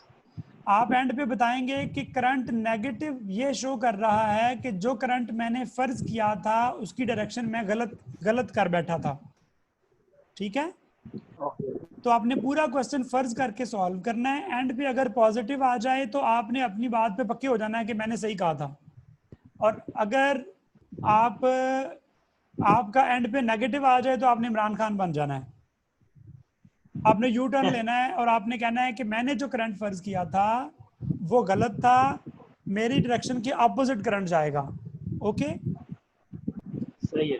असल में अच्छी बात यह है कि करंट की सिर्फ 2 डायरेक्शंस पॉसिबल हैं, या तो मतलब लेट्स से किसी ब्रांच में देखें अपवर्ड्स या डाउनवर्ड्स। तो आपकी जो गलती है ना वो इतनी हो सकती है कि आपने अप कहा हो असल में डाउन हो, या आपने डाउन कहा हो असल में अप हो। तो इस गलती को ओवरकम नेगेटिव से शो किया जा सकता है कि नेगेटिव ये शो कर रहा है कि मैंने जो फर्ज किया था करंट वो गलत था। अगर किसी जगह मतलब किसी और टाइप ऑफ क्वेश्चंस में जहाँ पे 6 ऑप्शंस हो ना, 6 ऑप्शंस हो और आप एक ऑप्शन फर्ज करके चलें वो गलत हो जाए, तो आप यकीन से नहीं कह सकते कि बाकी 5 में से कौन सा आंसर है, ठीक है? करंट के बारे में हम बहुत इजी हैं, हम जो भी फर्ज करके चलें, अगर पॉजिटिव आ गया तो हम सही कह रहे थे, नेगेटिव आया तो उसके उलट है, क्योंकि और तो ऑप्शन ही नहीं है कोई। करंट के 2 ही ऑप्शन है, अपवर्ड्स होगा या डाउनवर्ड्स होगा। सिमिलरली लूप की बात करें तो लूप में बड़ा आसान है, या तो क्लॉकवाइज होगा या एंटी क्लॉकवाइज होगा।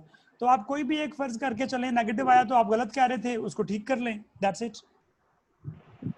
ओके, ये हम अपनी आसानी के लिए जो है असाइन करते हैं इसको। हम बाद में इसमें अगर लेट्स सपोज कॉन्फ्लिक्ट आ रहा है तो हम वो चीज जो राइट है उसको एडमिट कर लेंगे, हम उसे एडमिट करेंगे। बिल्कुल ऐसा ही है, बिल्कुल ऐसा ही। थैंक यू सर, ये अजीम लीडर की निशानी है। Thank you. आप इसको प्लीज ओके। अब हम चलते हैं कि assign current in clockwise direction और एनी डायरेक्शन। एक्चुअली हमने क्लॉकवाइज फर्ज किया, पोलैरिटीज लगा ली। मैं बता रहा था कि ये R3 जो है ना, ये सबसे अहम बात है। ये R3 जिसपे पोटेंशियल V3 ड्रॉप हो रहा है, ये कॉमन रेजिस्टर है दोनों लूप्स में। ये बहुत अहम पॉइंट है।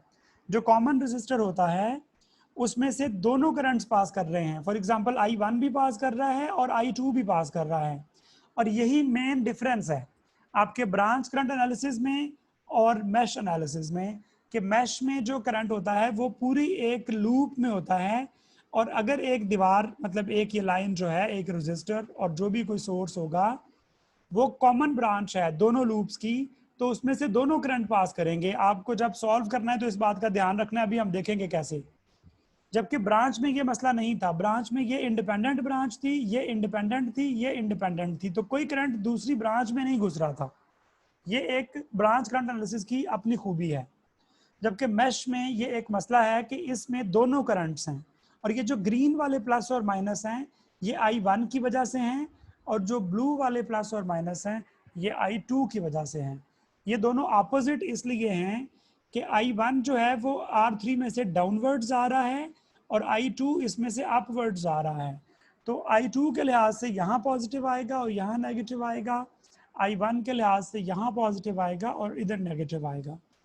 तो इनकी क्योंकि डायरेक्शन डिफरेंट है इसलिए इनके पॉजिटिव नेगेटिव भी डिफरेंट हैं। लेट्स टॉक अबाउट द केसी। अब है apply the KVL on each close loop. तो हम इस क्लोज लूप पे KVL अप्लाई करना चाहते हैं। आप मुझे आप आई एम श्योर एग्री करेंगे। सबसे पहले हम देख लें कि इसमें टोटल इलेक्ट्रिकल कंपोनेंट्स हैं कितने। 1, 2, 3 और 4 इलेक्ट्रिकल कंपोनेंट्स हैं हमारे पास, और हमने क्लॉकवाइज डायरेक्शन फर्ज की हुई है।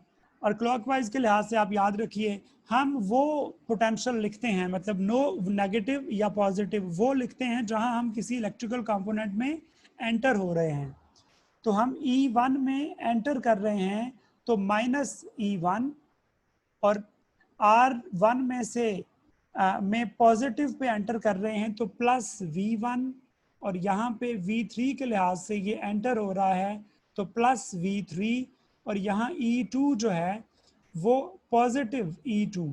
यहाँ तक तो हमने अभी ये बात लिख ली है कि इस पे जो पोटेंशियल है वो V3 है, और ये चारों टर्म्स 1, 2, 3 और चारों टर्म्स हमने मैश 1 में या लूप 1 में लिख ली हैं। अब हम चाहते हैं कि हम इन पे ये जो V1 लिखा हुआ है इसको देखें, इसको इन टर्म्स ऑफ करंट लिख सकें हम। उसकी क्या वजह है कि हमें देखें, अगर V में रहेंगे ना तो V बहुत ज़्यादा हो जाएंगे, 1, 2, दूसरे लूप में भी 1, 2 और 3, 5 वेरिएबल्स होंगे, 2 इक्वेशन से सॉल्व नहीं हो सकेगा। तो हम V को इन terms of current and resistance लिख के देखते हैं कि शायद ये सॉल्व हो जाए। तो हमने क्या किया, ये जो V1 है ये पोटेंशियल ड्रॉप है अक्रॉस दिस रेजिस्टर R1, इसकी वैल्यू कितनी है 5 ओहम्स। जब मैंने ओहम्स लॉ अप्लाई करना है V = IR एक्चुअली, तो R 5 है और I कितना होगा, इसमें से जो करंट है वो कितना है I1। So it is E1 की वैल्यू -15 वोल्ट्स, पॉजिटिव 5 I1। अब V3 जो है इसमें इसकी रेजिस्टेंस है 10 ओहम्स, और इसमें करंट कितना गुजर रहा है, इसमें 2 करंट्स गुजर रहे हैं, एक स्मॉल आई मीन जो लोअर केस I1 है और दूसरा I2 है। I1 के लिहाज से अगर मेरा लूप कौन सा है, अब याद रखिएगा ये लूप है, मैं ऊपर से नीचे आ रहा हूँ, ऊपर से नीचे आऊँ तो I1 के लिए पॉजिटिव लिखूंगा और I2 के लिए नेगेटिव लिखूंगा। So it is excuse me, ये 10 तो इसके रेजिस्टर की वैल्यू है, मल्टीप्लाई बाय करंट। करंट कितना है, वो इन दोनों करंट से मिल के बनेगा, दोनों करंट्स हैं ऑपोजिट हैं तो कैंसिल करेंगे। कैंसिल करने का मतलब होता है कि माइनस होंगे, ऐड नहीं होंगे। तो माइनस करते हुए हमें ये देखना पड़ेगा कि माइनस किसको लिखें और प्लस किसको लिखें। तो हम क्या लिख रहे हैं, कंपोनेंट किसका प्लस और माइनस कैसे लिखते हैं, ऊपर से नीचे आ रहे हैं, जो कंपोनेंट जो पहले आएगा सिंबल वो लिखेंगे। I1 का पॉजिटिव आ रहा है, I2 का नेगेटिव आ रहा है, तो हमने लिख दिया पॉजिटिव I1 नेगेटिव I2। और फिर है E2 के लिए लिखा पॉजिटिव 10 = 0। थोड़ा सिंप्लीफाई किया तो ये इक्वेशन बन गई है मेरे पास, 3I1 minus 2I2 is equal to 1. Okay, let's talk about the loop 2 or the mesh 2. इसमें भी हमने क्या करना है, क्लॉकवाइज जाना है। सबसे पहले देख लेते हैं कि टोटल इसमें इलेक्ट्रिकल कंपोनेंट्स कितने हैं। तो 1, 2, 3 और 4 ही इसमें कंपोनेंट्स हैं। तो हमने शुरू किया इस सोर्स से, तो इस सोर्स में हम बात कर रहे हैं क्लॉकवाइज हम E1 में एंटर होंगे तो नेगेटिव से एंटर होंगे, so it is negative E2। और यहाँ V3 में एंटर होंगे, किस लूप की बात हो रही है हमारे पास, इस लूप की। तो इस 2 के लिहाज से हम पॉजिटिव हमें लग रहा है, क्योंकि ये पॉजिटिव ब्लू जो है ये इस लूप का है। तो पॉजिटिव V3 और यहाँ पे पॉजिटिव V2 और यहाँ पे positive V4 is equal to 0. Now let's replace these potentials with the corresponding currents. So V3 is the potential drop across this resistor. There is some message. Is it for me? आवाज नहीं आ रही उसामा को, बाकी लोगों को आ रही है? Yes sir. Thank you. Usama, आपके नेट का मसला है बेटा, you need to fix it yourself. Sir हाँ जी, ये जहाँ पे हमने वोल्टेजेस लिखी हैं, इसके बाद हमने ये करंट I2 और I1 क्यों लिख रहे हैं, IR क्यों नहीं लिख रहे V की जगह? आप यहाँ पे कह रहे हैं? यस, IR जो लिखा है हमने ना? नोट में पढ़ा, सर नोड वाले में हमने V is equal to I R नहीं लिखा था और R की जगह रेजिस्टेंस पुट कर दी थी। जी बेटा, ऐसे यहाँ भी ऐसे ही कर रहे हैं। यहाँ V is equal to I R लिखा, पहले V1 की बात कर रहे हैं V3 की? सर V1 और V3 दोनों की। V1 में आप देखें मैंने यही लिखा है 5 और 7 I1, ठीक है? सर नहीं समझ आई है, सही। कोई बात नहीं, आप मुझे बता दें सिर्फ कि V1 में करंट कौन सा गुजर रहा है, बताएं, मैं वो लिख देता हूँ। I1। I1 कौन सा? ये वाला, ठीक है, ये वाला I1 है। ओके, तो sir V is equal to I R, capital I R, वो क्यों नहीं लिखा? I1 क्यों लिखा? अच्छा, बिल्कुल सही कह रहे हैं आप, क्योंकि इसमें जो करंट है, इसमें वो करंट है I1। अगर ये करंट होता ना I10 फर्ज करें, मतलब ये तो सिंबल है ना 1 2 3, तो साथ ये बताता है कि कौन सा करंट है। हमारे इस क्वेश्चन में 2 करंट्स है ना टोटल, ठीक है? तो एक करंट है I1, दूसरा करंट है I2। आप मुझे बताएं इसमें से, इन दोनों में से कौन सा करंट गुजर रहा है, I1 गुजर रहा है या I2 गुजर रहा है? फर्स्ट वाले में तो I1 है ना, तो इसलिए I1 लिख दिया, ठीक है? और R की जगह उसकी वैल्यू लिख दी है 5। यहाँ तक समझ आ गया? यस। अब मैं कंफ्यूजन क्या है एक्चुअली आपकी, आप चाह रहे हैं कि मैं लिखूं इधर I और फिर R, फिर ठीक हो जाएगा? यस। और लिख लें आप, उसके बाद वैल्यू तो पुट करनी है ना। ये एक स्टेप आप यूं समझे कि एक स्टेप डायरेक्ट लिख दिया, एक स्टेप छोड़ दिया दरमियान में, ठीक है? तो सर ये जो KCL होता है, इस पे जब हम 2 इक्वेशंस बनाते हैं तो लास्ट में हम KVL क्यों यूज कर रहे होते हैं? आपका सवाल क्या है?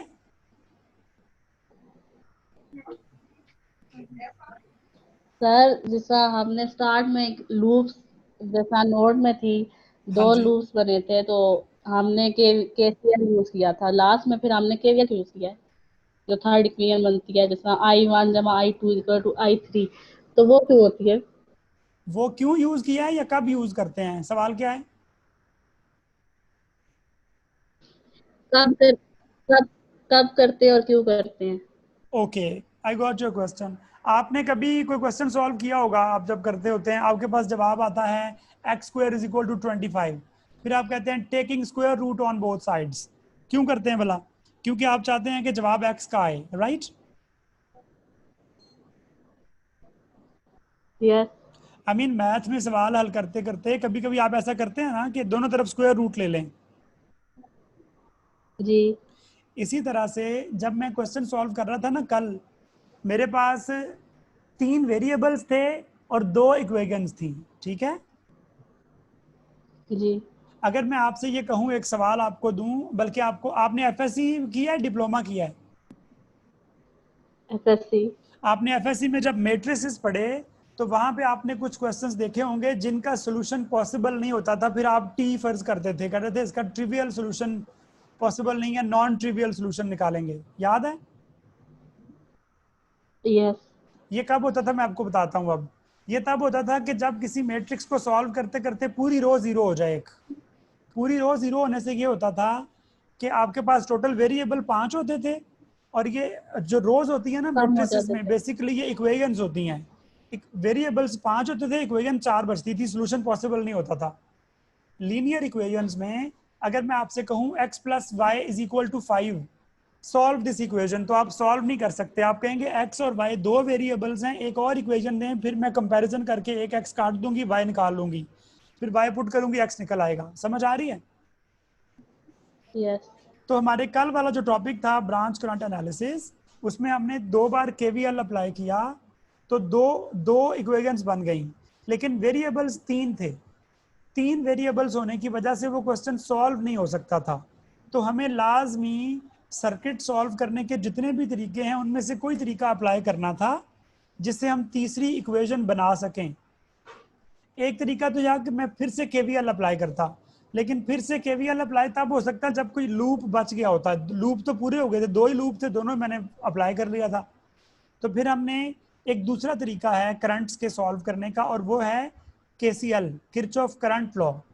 तो हमने किरचॉफ करंट लॉ भी, क्योंकि सर्किट सॉल्व करने का ही तरीका है, तो हमने उसको अप्लाई करके जवाब निकाल लिया था।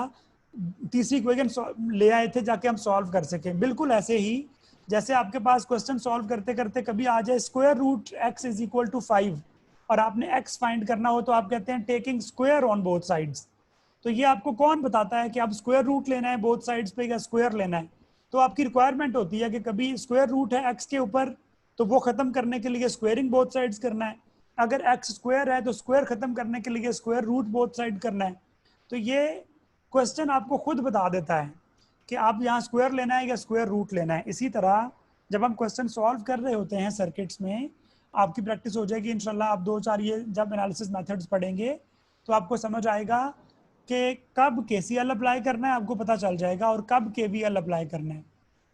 केवीएल सिर्फ तब अप्लाई कर सकते हैं जब आपने क्लोज लूप को सॉल्व करना हो, और केसीएल तब अप्लाई करते हैं जब आपने किसी नोड पे इक्वेशंस लिखनी है। आपको कुछ थोड़ा बहुत अंदाजा हुआ है? Yes sir. बाकी जब आप सर्किट सॉल्व करेंगे ना तो आपने ये नहीं सोचना कि यहाँ लिखा है अप्लाई केसीएल तो मैं अप्लाई केसीएल कर दूं। आप खुद सोचें कि इसके अलावा क्या पॉसिबल है कोई तरीका, तो फिर आपको समझ आएगा। जैसे आपने बचपन से करते करते सीख लिया है कि कब मैंने स्क्वायर रूट लेना है और कब स्क्वायर लेना है, इसी तरह आप थोड़ी सी प्रैक्टिस से ये भी सीख जाएंगे कि सर्किट में कब मैंने केसीएल अप्लाई करना है और कब केवीएल अप्लाई करना है। यहाँ पे क्वेश्चन था किसी का, पूछना चाह रहे थे, कोई रेज हैंड किया हुआ था। दानिश सर वो जी सर, एक्सक्यूज मी सर। जी सर, मेरा भी क्वेश्चन है। दानिश आप पहले बोलें, फिर गाजी आपको मौका मिलेगा। जी सर ये जो मैश 1 है तो हाँ इसके अंदर हमने क्लॉक वाइज यानी अगर शो किया हुआ है तो पहले जो हमने पढ़ा है उसके अंदर तो हम यानी यूज कर सकते थे, एक में क्लॉक वाइज ले लें दूसरे में एंटी क्लॉक वाइज ले लें। तो यहाँ पे हमने दोनों में ही क्लॉक वाइज लेना है या इसमें एक में क्लॉक वाइज ले सकते हैं और दूसरे में एंटी क्लॉक वाइज भी ले सकते हैं करंट? Good question. मैं ये कह रहा हूँ कि आप इसी क्वेश्चन को, ये तमाम वैल्यूज सब कुछ ऐसे ही रहे और आप एक में क्लॉकवाइज दूसरे में एंटी क्लॉकवाइज करके अगली क्लास से पहले मुझे व्हाट्सएप कीजिएगा उसका अच्छा सा वो कैम स्कैनर करके ना, वो मैं यहाँ पे दिखाऊंगा और बताऊंगा कि आपने सॉल्व किया है। अगर वो ठीक हुआ तो बताऊंगा वो कैसे ठीक है, गलत हुआ तो बताऊंगा उसमें क्या गलती है। ठीक है, तो आप ले सकते हैं कुछ भी। ठीक है सर, थैंक यू। आप दोनों को एंटी क्लॉकवाइज ले सकते हैं, एक को क्लॉक दूसरे को एंटी क्लॉक, कुछ भी कर सकते हैं। सर जब हम एक को क्लॉक वाइज ले लेंगे और दूसरे को एंटी क्लॉक वाइज लेंगे तो यहाँ पे हमारे पास जो करंट है यानी एक I1 है और I2, तो यहाँ पे माइनस हो रहा है तो यहाँ पे ये दोनों ऐड हो जाएंगे, फिर ये दोनों ऐड हो जाएंगे, बिल्कुल ऐड होंगे। लेकिन मैं आपको हरगिज रेकमेंड नहीं करता कि आप इस तरह इस बात को याद रखें। देखें आप, मतलब आप इस बात को रट्टा मारने की कोशिश मत करें कि जब दोनों को एक एंटी क्लॉक होगा दोनों प्लस होंगे, ऐसे याद ना करें। हालांकि हमेशा ऐसे होना है, but do not try to memorize it. आप हर दफा पोलैरिटीज से फैसला करें। ठीक है, ठीक है सर, थैंक यू। याद नहीं करना। हाँ वेलकम। क्वेश्चन था यहाँ पे किसी का? सर वो क्वेश्चन ये था कि V3 की जो वैल्यू पुट की है नीचे 10 I1 माइनस I2, तो I1 को आपने प्लस ली है और I2 को जो है ना माइनस ली है, ये क्यों है? ओके गाजी, आप आई एम श्योर। पहले तो मैं आपको बताना चाहता हूँ कि यहाँ पे मैंने इसके उलट कर दिया। देखें I2 माइनस I1 कर दिया है, मतलब ऐसे ही। बाकी मैं दोबारा लिखता हूँ तो इसका मतलब ये हुआ कि मैं फैसला नहीं करता, ये क्वेश्चन फैसला करता है। मैं इक्वेशन लिख रहा हूँ मैश 1 के लिए। मैश 1 का करंट है ये, मैश 1 का करंट V3 में ऊपर से नीचे आ रहा है। ऊपर से नीचे आते हुए ये ग्रीन वाला I1 के लिए है और ये ब्लू वाला I2 के लिए है। तो ये प्लस है तो I1 प्लस रहेगा और I2 माइनस रहेगा। Okay yes sir. हाँ, ये क्वेश्चन बताता है, मैं खुद से मर्जी नहीं करता अपनी, मेरी क्या मजाल है। अब हम आगे चलते हैं और मैं आपको बताता हूँ कि हाँ वेलकम। अब हम आगे चलते हैं दूसरे लूप पे, लूप 2 पे। लूप 2 पे हमारे पास क्या हो रहा है, ये क्लॉकवाइज है, याद रखिएगा। और हम बैटरी के नेगेटिव से एंटर कर रहे हैं तो -E2, और ये देखें अब I2 का प्लस है और I1 का माइनस है, तो it is positive I2 minus I1। V2 पे जाएं तो V2 के लिए इसमें करंट एक ही है सिर्फ, क्योंकि यहाँ पे एक करंट है, ये कॉमन ब्रांच नहीं है। यहाँ पे करंट I2 है, तो I2 क्योंकि मैं क्लॉकवाइज जा रहा हूँ तो पॉजिटिव I2 है। तो R2 रजिस्टर की वैल्यू जो कि 6 है मल्टीप्लाई बाय I2। सिमिलरली इधर आएंगे तो ये जो करंट है ये पॉजिटिव आएगा, I2 positive with a coefficient which is 4 in this case. थोड़ा सा सिंप्लीफाई करें, प्लस माइनस करके I1 I2 इकट्ठे करें तो ये दूसरी इक्वेशन बन गई है। हमारे पास टोटल करंट्स कितने हैं इसमें? 2, और इक्वेशंस कितनी हैं? 2। सॉल्व हो सकती हैं, वेरी इजी। सॉल्व करना है इनको और फिर हमने I1 I2 की वैल्यू फाइंड करनी है। हमारे पास इनके आंसर्स लिखे हैं।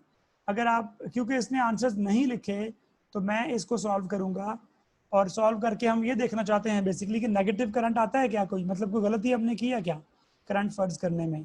And for that I need to go to Mathematica,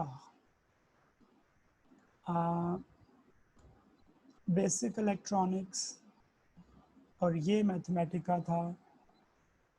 और खुल जाओ खुल जाओ,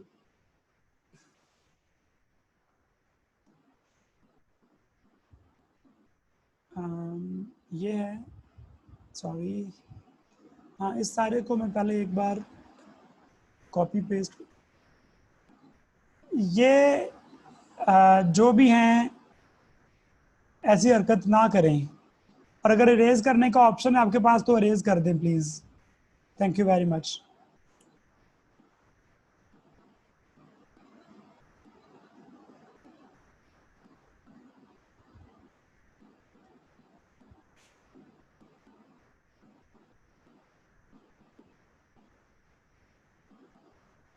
जिसने ये लगाई हैं वो खुद ही अरेज कर दे इनको।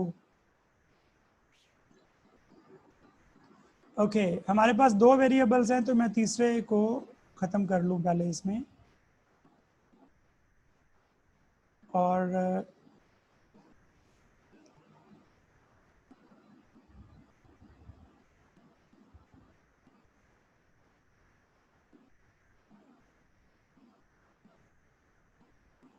बेटा आप जो भी हैं ना, आप ये मिसबिहेव कर रहे हैं और दिस इज़ नॉट गुड, ये बात याद रखें। आप, मुझे हो सकता है पता ना चले कि आप कौन हैं, लेकिन आप जो भी हैं कम से कम बदतमीज ज़रूर होंगे अगर ऐसा करते रहे तो। So I ask you to stop this nonsense. अजान का टाइम होगा तो यहाँ अजान हो जाएगी, मुझे पता चल जाएगा। Abdullah thank you very much, thank you. Okay now this is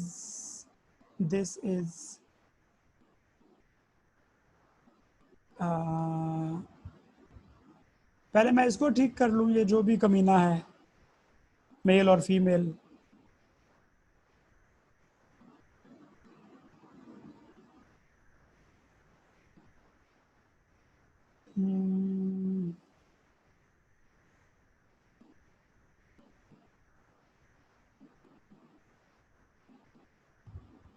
आप कर लें बेटा, कर लें जो करना चाहते हैं। जब आपके हाथ फ्री हो तो मुझे बताना, मुझे काम लेना है उनसे कुछ।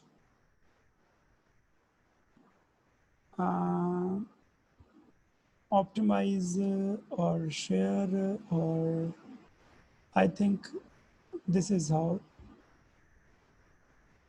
मेरी आवाज आ रही है आप लोगों को by the way? Yes sir. Thank you very much, thank you thank you thank you.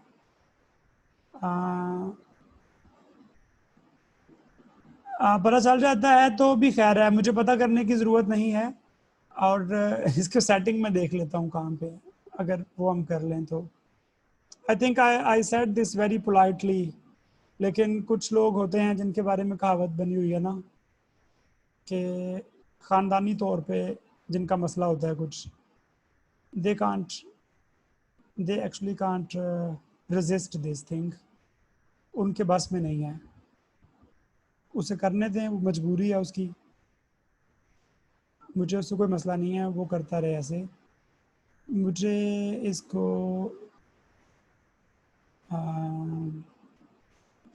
Settings कहाँ होंगी?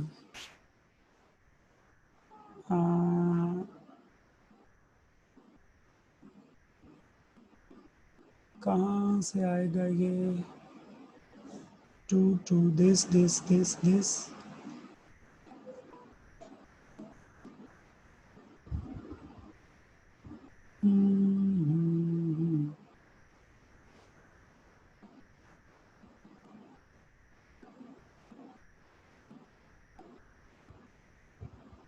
ओके और अब मेरा ख्याल है शायद वो कर भी ना सके कुछ. I tried to stop others to write. अब मेरा ख्याल है नहीं कर सकेगा. ट्राई करके देख लो बच्चे आप जो भी हैं, शायद हो जाए फिर से कुछ. नहीं हो रहा तो मुझे तसल्ली हो जाएगी, फिर मैं आगे चलता हूँ. Okay let's move on. इसको मुझे बंद करना है. अच्छा तो हम क्या कर रहे थे, हमारे पास दो वेरिएबल्स हैं और उनको सॉल्व करना है. अच्छा जी, अभी कोई मसला है? मैसेज मेरे लिए है या किसी और के लिए है, देख लेता हूँ. थैंक यू वेरी मच बच्चे, थैंक यू. बस इससे ज़्यादा अपनी असलियत नहीं दिखा सकते थे जो भी साहब या साहिबा थे. तो I mean that was nonsense actually. And I can अगर आप चैट में कुछ करना चाहते हैं तो उसको वहाँ से भी मैं बंद कर दूंगा आपकी चैट. आप मुझसे बात नहीं कर पाएंगे, सिर्फ ये मसला होगा. I can put restrictions. By the way जो है ना, मैंने आपको शायद पता नहीं होगा, मेरे पास फुल अथॉरिटीज़ इसलिए हैं कि मैंने इसको पे किया हुआ है जूम को. इसलिए हमारी मीटिंग भी एंड नहीं होती ना 40 मिनट के बाद. मैं रजिस्टर्ड यूज़र हूँ. I can block you from my class and I can ask you कि आप अब मेरे यहाँ पे कुछ अपना माइक खुद से अनम्यूट ना कर सकें सारे कुछ. But I do not do that because I trust in my students कि वो अच्छे इंसान हैं. कोई ऐसा होगा जो मेरा स्टूडेंट ही नहीं होगा, बाहर से आया होगा. तो लेट्स मूव ऑन. एक मसले को हमने रिजॉल्व कर लिया है और मैंने इस नई चीज़ भी सीख ली है एक, thanks to this shit. Move on करते हैं और मेरे पास वैल्यूज़ आप में से प्लीज़ कोएफिशिएंट कोई लिख ले. इनके 3 -2 और ये 1 है, -1 2 और 1 है. क्योंकि मैंने सॉल्व करना है तो मैं पूछूंगा, जो इनको लिख लेगा वो अपना माइक अनम्यूट कर ले और मुझे लिखवा दे. Thank you very much. 3 -2 और 1, फिर -1 2 और 1. Thank you. Let's go here. कौन लिखवा रहा है मुझे? Osama please. राशिद आप बोल दें. Yes sir. 3 -2 3 -2 उसके बाद equal to 1 equals to 1. Rashid ये आपको सीखना चाहिए था इस सेमेस्टर में. ओके फिर यस सर. फिर सर -1 + 2 एक्सक्यूज मी -1 सेकंड जी ठीक है plus equal to 1 2 equals to 1. जी थैंक यू वेरी मच. और तीसरी इक्वेशन तो हमारे पास नहीं है अब ना. यस. और इसको हमने कर दिया ख़त्म. दो वेरिएबल्स हैं और हम इसको सॉल्व करना चाहते हैं तो we should go to evaluate notebook and it will give us some answer. 1 और 1 दैट्स इट. ओसामा आपने कुछ पूछना है बेटा? नो सर वो गलती से. अच्छा मैं कर देता हूँ, कोई बात नहीं कोई बात. Thank you Osama. 1 और 1. तो आप जब इस क्वेश्चन को सॉल्व करते हैं आपके पास दोनों आंसर्स पॉजिटिव आते हैं. इसका मतलब है कि जो मैंने I1 करंट फर्ज किया था वो भी सही फर्ज किया था और जो I2 करंट फर्ज किया था वो भी सही फर्ज किया था.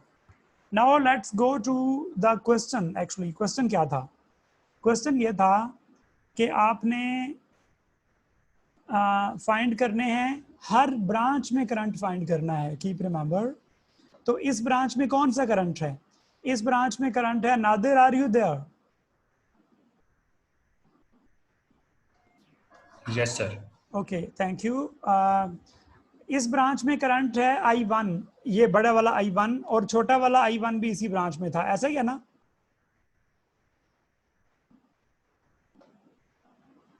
नादिर किधर चला गया? यस सर ऐसे ही है.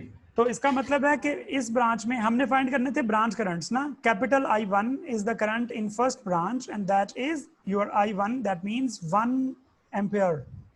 और इसी तरह से दूसरी ब्रांच, ये जो ब्रांच है हमारी, इसमें करंट होगा I2 जो होगा वो कितना होगा? That is equal to small lower case I2 which is 1 ampere again. और यहाँ पे इस ब्रांच 3 में विच इज I3 करंट जो है वो कितना होगा?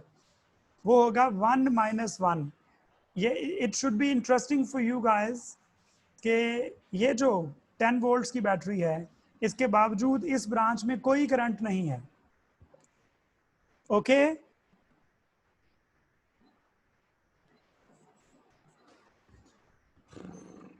वेल मैं excuse me sir. Yes sir for match 2 में अगर हम लोग उधर भी मतलब जीरो ही होगा ना, I2 माइनस I1, वो 1 माइनस 1 0, मतलब दोनों केसेस में। आप सवाल क्या है आपका? मींस क्या आप मतलब मैच 1 और मैच 2 यानी कि जहाँ पे दोनों जगह जीरो ही होगा हमारे पास।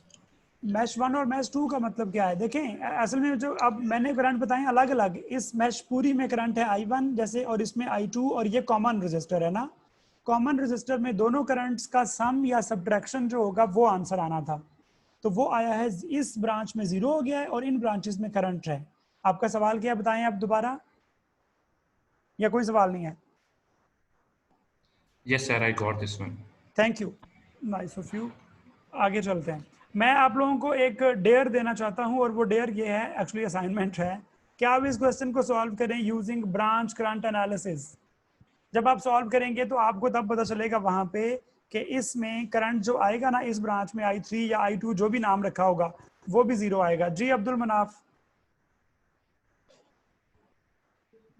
ये जो हमने कॉमन जो रजिस्टर है R3 जो हमारे पास है जी, इसको अगर हम रिमूव कर दें तो हमारे दोनों करंट अगर अपोजिट साइड से आ रहे हो, V1 भी और V2 भी, हाँ जी, तो क्या सर V1 और V2 में वो जो R1 और R2 में करंट जीरो हो जाएगा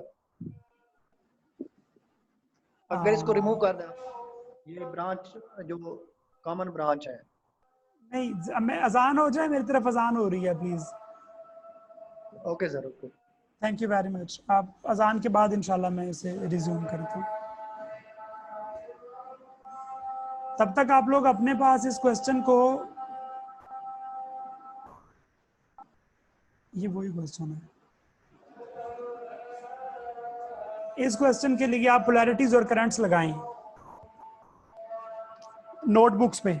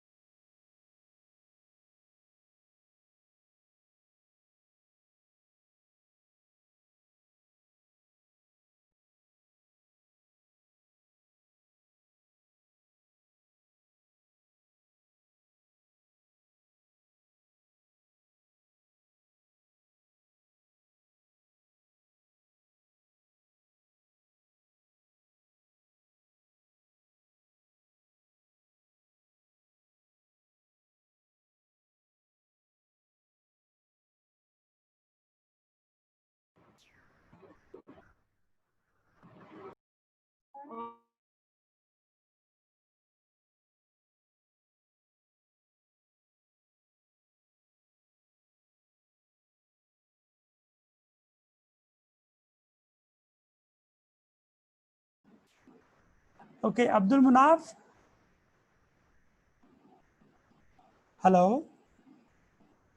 yes sir, can you guys here? अच्छा, आप एक काम करें ना, आपका जो सवाल है ना, इसको अभी जवाब देने की बजाय मैं आपको सजेस्ट करूंगा कि आप जो भी कहना चाह रहे हैं ना, वो इसको करके क्वेश्चन सॉल्व कर लें और मुझे भेज दें कल परसों किसी भी दिन, ठीक है? उसकी वजह बता देता हूँ। छोटा सा सवाल है। नहीं, सवाल छोटा होता है, मैं बताता हूँ आपको। असल में सर्किट्स में ना एक जो अजम्पशन अज्यूम्ड क्वेश्चन होता है ना, कोई मसलन आप मुझे कहें इसको चेंज कर दूं तो क्या होगा, इसका जवाब बड़ा है, सवाल छोटा है, आप सही कह रहे हैं। तो आप जो बात कर रहे हैं वो मैं ऐसे नहीं, मेरा ख्याल है कि आपको मैं एग्जैक्ट आंसर नहीं दे सकूंगा। मुझे लग रहा है कि आपने ये कहा अगर ये रजिस्टर मैं यहाँ से खत्म कर दूं तो इनमें भी करंट जीरो हो जाएगा, I1 और I2 में। जीरो तो नहीं होगा कि मुझे पहले से पता है, लेकिन इसका जवाब और तरह का होना चाहिए। जो मैं आपको जवाब दे रहा हूँ ना, इसका ऐसा जवाब इस डायरेक्ट जवाब नहीं होना चाहिए, वो सॉल्व करके मैथमेटिक्स मुझे बताएगी। इस कंडीशन में मैम, इसमें तो ये हमारे पास कंडीशन आ रही है कि अपोजिट साइड पे दोनों करंट, इसलिए यहाँ पर जीरो हो रहा है, सही है, कैंसिल हो रहा है करंट। ठीक है, अगर उसकी भी हमारे पास अगर ये कंडीशन हो तो तब वो जीरो होगा सर, ये पूछिए बस। क्या कंडीशन हो भला? अगर आप कह रहे हैं कि इसमें क्या हो I2 में, ये वाला जो V2 है, जो अभी जी अभी जो इस कॉमन रजिस्टर में जो कंडीशन है ना हमारे पास, अपोजिट साइड से करंट आ रहा है, इक्वल अमाउंट में आ रहा है, तो वो कैंसिल आउट हो रहा है, इस वजह से करंट जीरो है जी। तो इसी तरह अगर ऊपर भी हमारा ये हो जाए तो क्या हम उसको जीरो कर सकते हैं, ये पूछ रहे हैं। अच्छा, तो ऊपर देखें ये कॉमन रजिस्टर ही नहीं है, तो आपका सवाल, मैं अब आपके सवाल को जवाब देने के लिए ना अगली डायग्राम पे चलता हूँ। देखें, सही है, इसमें आप देखें ये रजिस्टर कॉमन है इन दो में, ऐसा ही है जी। तो अगर ये दोनों इक्वल आ गए तो यहाँ करंट जीरो हो जाएगा, सही कह रहे हैं हम। अब ये इन दोनों में कॉमन है जी। अगर I2 और I1 इक्वल आ गए तो फिर ये जीरो हो जाएगा, ये इन दोनों में कॉमन है। अगर I1 और I3 इक्वल आ गए तो ये जीरो हो जाएगा। लेकिन अगर आप मुझे कहें कि इसमें 24 ओम में कब जीरो होगा, तो कभी जीरो नहीं होगा अनलेस कि I2 खुद जीरो हो जाए, क्योंकि ये कॉमन नहीं है। ठीक है, ठीक है सर। तो ओके, मेरे फोन को कुछ हो गया ये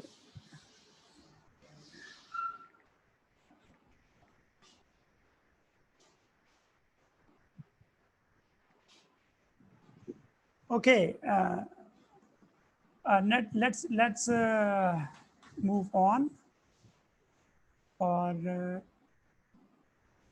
आप में से किसी ने बाय द वे जो इस टाइम में किया है कुछ काम जो मैंने कहा था अभी, इक्वेशन लिखी है किसी ने? नहीं लिखी, ओके। अच्छा, इन्होंने इस क्वेश्चन को आगे सॉल्व किया हुआ था, दोनों करंट्स फाइंड किए थे, 1 एम्पियर और फिर उससे ब्रांच करंट बताए थे, 0 आया था और ये 1 आए थे। सब कुछ जो मैंने बाय चांस आपको ऊपर ही बता दिया था वो नीचे सॉल्व किया हुआ है। ठीक है, ओके गाइस, मेरी आवाज नहीं आ रही क्या आप लोगों को? यस आ रही है सर। अच्छा, जवाब ही आना बंद हो गया, मुझे लगा शायद आवाज नहीं जा रही। Thank you. तो ये सब काम किया हुआ है जो मैंने अभी उधर बताया आपको मैथमेटिका में सॉल्व करके। सना नजीर, व्हाट इज योर क्वेश्चन बेटा? सना, यू कैन टॉक। सर ये जो स्मॉल आई है, हाँ जी, स्मॉल आई तो जी जी जी, तो सर इसकी डायरेक्शन हम देखते हैं ज्यादातर, या जो वो ऊपर वाला होता है उस? अच्छा, आपका सवाल अब समझ आ गया मुझे। अब मैं जवाब बताता हूँ। देखें, जब आप मैश एनालिसिस से सॉल्व कर रहे होते हैं तो ये कॉन्सेप्ट है ही नहीं कहीं भी, ये लफ्ज़ ही नहीं होगा। ये तो सवाल उसने इस तरह लिख दिया ना, तो हमें सॉल्व, ये हमने इसलिए नाम रखे हुए हैं। मैश एनालिसिस जब सॉल्व कर रहे होते हैं कोई सवाल यूं हो सकता था, मतलब इस तरह भी सवाल हो सकता था, find the current through each resistor, बजाय इसके कि वो कहता है find the branch currents. Branch currents कहने की वजह से उसने नाम लिख दिए हैं, उसे कहना चाहिए था find the currents through each resistor. तो इस रजिस्टर में एक करंट है विच इज स्मॉल I1, इस रजिस्टर में 2 करंट्स हैं, जवाब निकलेगा प्लस माइनस करके। इस रजिस्टर में भी एक करंट है, इसमें भी एक करंट है। तो मैं बता ये रहा हूँ कि I1, I2, I3 they are nothing, actually they are nothing at all, absolutely nothing, सिर्फ सवाल में लिखे हुए हैं बस। Okay okay, so they have nothing to do with our question. Okay sir. Excuse me sir. Yes. Excuse me sir. Yes, you are excused. Sir ये kindly एक दफा दोबारा रिपीट कर दीजिएगा कि ये क्वेश्चन किस तरह भी हो सकता था क्योंकि वहां से आवाज मिस हो गई थी। वो रिकॉर्डिंग में आ जाएगी, रिकॉर्डिंग सुन लेना, टाइम देख लो कौन सा है रिकॉर्डिंग में। सर अब एक क्वेश्चन के लिए पूरी रिकॉर्डिंग सुननी पड़ेगी, काइंडली अगर आप रिपीट कर दें यही क्वेश्चन किस तरह आ सकता था। आपको मेरी आवाज मुझे लग रहा है पसंद नहीं आ रही कुछ। अच्छा तो इसका मैं जवाब आपको दे रहा था, सवाल ये होना मतलब यूं हो सकता था कि find the current through each resistor using mesh analysis. इसका भी वही मतलब है कि आप पहले मैश एनालिसिस से करंट फाइंड कर लेंगे, फिर आप बताएंगे इसमें से कौन सा करंट है, I2 है तो वो इस रजिस्टर में से होगा, इसमें से I2 है, इसमें से I1 है, इसमें से दोनों हैं तो रिजल्टेंट होगा। तो सवाल इस तरह हो सकता है, find the current through each resistor, या वो कह सकते हैं फाइंड द मैश करंट्स, बस डायरेक्ट तो सिर्फ I1 I2 पे रोक देंगे। फिर वो ये भी कह सकते हैं find the potential drop, find the potential difference across each resistor using mesh analysis। तब भी आपको mesh analysis से I1 I2 फाइंड करके ये स्मॉल वाले फिर हर रजिस्टर में करंट लिख के फिर V is equal to V1 is equal to I1 R1, V2 is equal to I2 R2, इस तरह पोटेंशियल निकालने पड़ेंगे फिर। तो इट्स mesh analysis यहाँ तक था जहाँ तक I1 और I2 आए हैं। बाकी सवाल कहाँ तक जाएगा वो डिपेंड करेगा कि सवाल क्या है उस पे, क्या पोटेंशियल्स पूछे हैं, करंट्स पूछे हैं, पावर पूछा है, power consumed across each resistor होगा तो पावर का फॉर्मूला लग जाएगा। अंडरस्टूड? मैश एनालिसिस यहाँ पे खत्म हो गया है।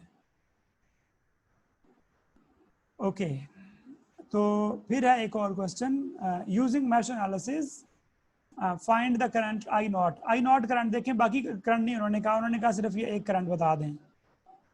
There is someone, welcome, thank you very much।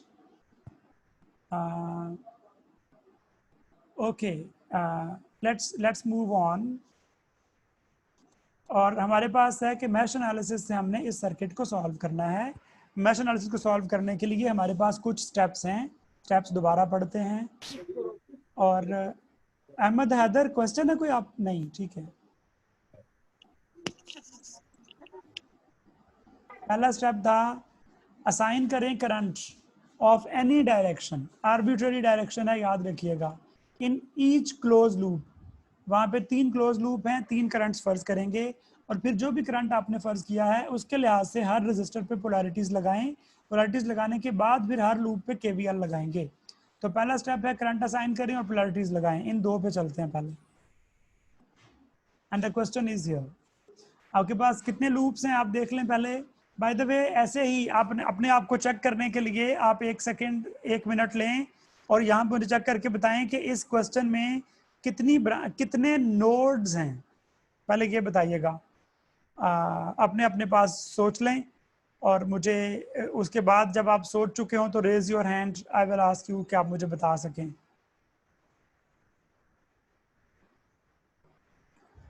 अगर आप क्लास में होते तो 10 रुपये इनाम होता है इस क्वेश्चन का। अभी I am sorry I can't present that. Sir लोड करवा जवाब ना दसी जी। हसनैन खालिद प्लीज। सर 3 नोट है। अच्छा 4 है सर जी। That is interesting. हसनैन आप बताएं, मैं जगह अब मैं एरो लेके जाऊंगा, आपने बताना है 3 कैसे हैं। ये नोड है क्या? सर मैं 4 कह रहा हूँ। 4 में कह रहा हूँ। 4 कह रहे हैं, ओके जी। Thank you very much Hasnain, thank you, आपका जवाब सही है। और कोई रिमशार ने भी कहा था 4। सर मैंने यस सर, आपने सही कहा है। Thank you. जिसने कहा है 4 उसने सही कहा है। किसी को इसके अलावा लग रहा है तो वो come on the mic. No one, that's nice. तो लूप्स कितने हैं इसमें? 1 2 3, जितने कमरे मतलब जैसे बन रहे होते हैं क्लोज इस तरह उतने लूप होते हैं। 3 लूप्स हैं, सब में करंट फर्ज किया I1 I2 I3 और I1 हमने क्लॉकवाइज लिया, I2 भी क्लॉकवाइज लिया, I3 भी क्लॉकवाइज लिया।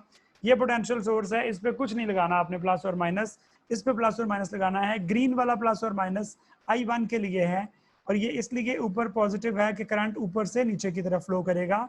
इसी तरह इधर आएगा तो यहाँ भी ऊपर से नीचे आएगा तो ऊपर प्लस है। Good, this is for I1. Let's talk about I2. I2 clockwise आपने जाना है. ये जो ब्लू है जहाँ पे कॉमन है वहाँ पे ये ब्लू वाला जो है ये I2 के लिए है. तो इधर पॉजिटिव और इधर इसने ग्रीन लिख दिया है तो ये भी पॉजिटिव. तो ये तीनों जो हैं पॉजिटिव इसलिए क्या है कि करंट इनमें यहाँ से एंटर हो रहा है. And now let's talk about the I3. ये वोल्टेज सोर्स है, इसको कुछ भी नहीं करने की ज़रूरत. और यहाँ पे चलते हैं. यहाँ पे क्या होगा, यहाँ पे पॉजिटिव और यहाँ भी पॉजिटिव. ओके, तो अब हमने क्या किया, अब हमने ये किया कि हमारे पास 3 लूप्स हैं, उसमें करंट असाइन कर लिए, यस. पोलैरिटीज असाइन कर ली, यस. अब हमने अप्लाई करना है KVL ऑन ईच लूप. तीसरा स्टेप यही था, पढ़ लेते हैं ताकि तसल्ली हो जाए.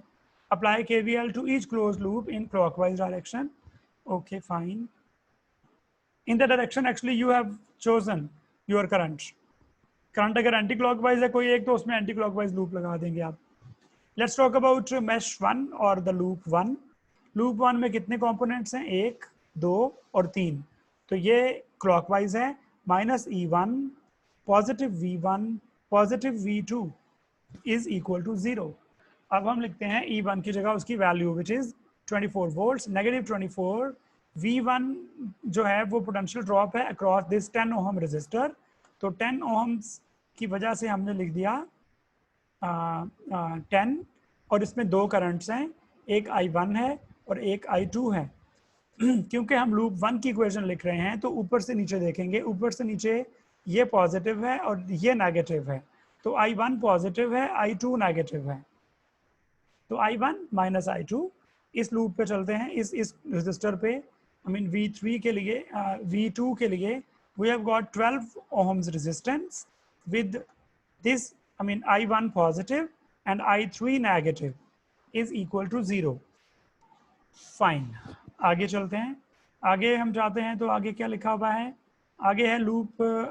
फिर इसको सिंपल किया है, सिर्फ मल्टीप्लाई किया, I1 इकट्ठे किया, I2 इकट्ठे किया, I3 इकट्ठे किया, कांस्टेंट एक तरफ की, ये इक्वेशन बन गई.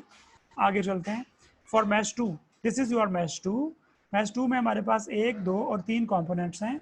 एंड मैश 2 के लिए हमारे पास 3 कंपोनेंट्स हैं. आई एम सॉरी, इन्होंने मैश 2 जो है ना वो इसको लिया हुआ है, I3 वाले को. दे शुड हैव, अच्छा मैश 2 गलती से यहाँ पे टाइप हो गया. This is mesh 3 and this is mesh 2 and this is mesh 3 या I3 के लिए. तो let's talk about for mesh 2 which means this. यहाँ पे 3 रजिस्टर्स हैं. तो it is your V1 and V3 and V4 और क्लॉकवाइज जा रहे हैं. तो V1 आई मीन यहाँ से देखें पॉजिटिव, V3 देखें पॉजिटिव, V4 देखें पॉजिटिव, सारे पॉजिटिव हैं, इज इक्वल टू 0. अब हम V1 की जगह पे लिखना चाहते हैं तो हमारा याद रखिए लूप 2 है. लूप 2 के लिए ये वाले पोटेंशियल्स देखने हैं, आई मीन टर्मिनल्स देखने हैं. तो हमारे पास लूप 2 के लिए 10 ओहम रजिस्टर मल्टीप्लाई बाय ये कौन है, ये I2 है, I2. और ये कौन है, ये I1 है. Positive I2 negative I1, 10 I2 minus I1 and then your V3. इस पे एक ही करंट है तो it's simple, it is positive 24 into I2. और फिर ये है कॉमन रजिस्टर, क्योंकि हम क्लॉकवाइज आ रहे हैं और हम I2 की वजह से आ रहे हैं तो ये 4 मल्टीप्लाई बाय I2 पॉजिटिव और I3 negative is equal to 0. बाकी सिंप्लीफिकेशन है. और फिर हम बात करते हैं फॉर मैश 3. चले, मैंने एक चीज़ तो अभी सीखी ही है, वो भी अप्लाई कर लेते हैं कि हम यहाँ लिख भी लें. थोड़ा सा टेक्स्ट मैं लिख सकता हूँ, तो मैं यहाँ लिखना चाहता हूँ 3. That's nice. ये जो साहब थे उनका शुक्रिया जिन्होंने मुझे लिखना सिखा दिया.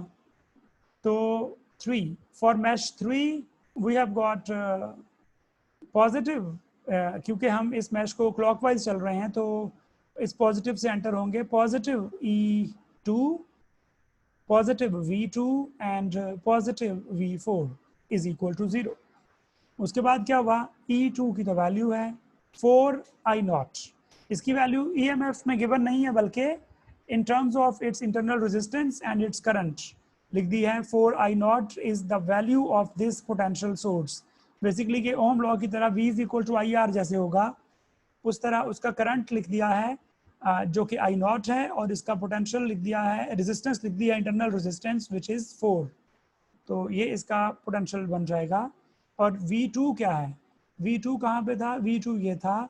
हम बात कर रहे हैं लूप 3 के लिए, तो लूप 3 के लिए हमारी ये डायरेक्शन है, तो I3 पॉजिटिव होगा जबकि I1 नेगेटिव होगा।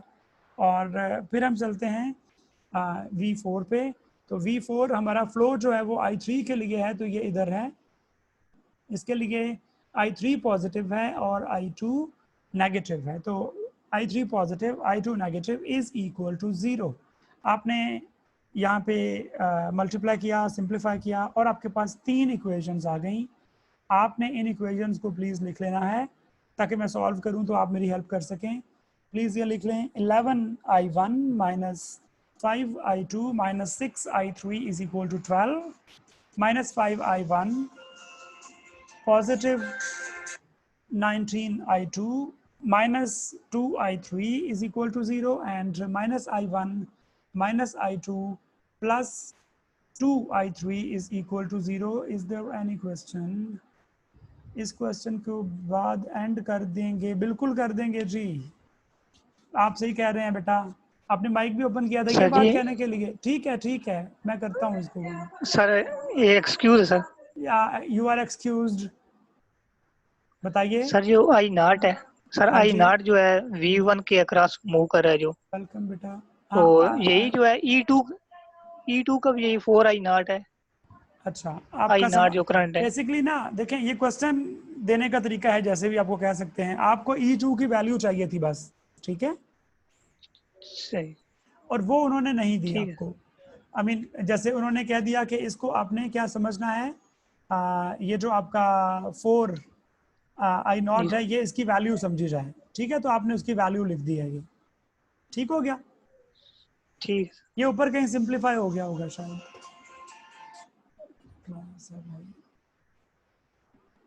ओके, हम इस सवाल को देख सकते हैं कहीं। ओके, ये फिर आई नॉट को उन्होंने लिखा हुआ है ना कि आई नॉट किसके बराबर है। देखें आई नॉट किसके बराबर है, it is equal to I1 minus I2, ठीक है। तो उसकी जगह पे उसकी वैल्यू तो नहीं आई, लेकिन ये वेरिएबल्स आ गए हैं फिर I1 माइनस I2, उसके मुताबिक हमने सॉल्व कर लिया इसे। तो आगे चलते हैं हम। हमारे पास ये इक्वेशंस हैं, मैं अभी उसको सॉल्व करना चाह रहा हूँ मैथमेटिका पे। तो आपने मुझे प्लीज़ इसके, Rashid I am sure you will be ready study to assist me. Yes sir, thank you. Let me please, ये तरीका है, अगर आपने कोई ऐसी लाइन लिखी है तो उसको यूज़ नहीं करना, तो उसको कमेंट करने का तरीका है ये मैथमेटिका में। और हम इसको अब इधर आ गए हैं। 3 वेरिएबल्स वाली कोई मुझे अंदाज़ा था कि ज़रूरत पड़ेगी, इसलिए मैंने पहले रहने दिया। तो प्लीज़ बताएं राशिद, मुझे पहला क्या कोएफिशिएंट है? 11 है सर। सॉरी 11 और फिर minus 5 okay, minus 6 equal to 12। एक सेकेंड, इक्वल टू 12 ओके।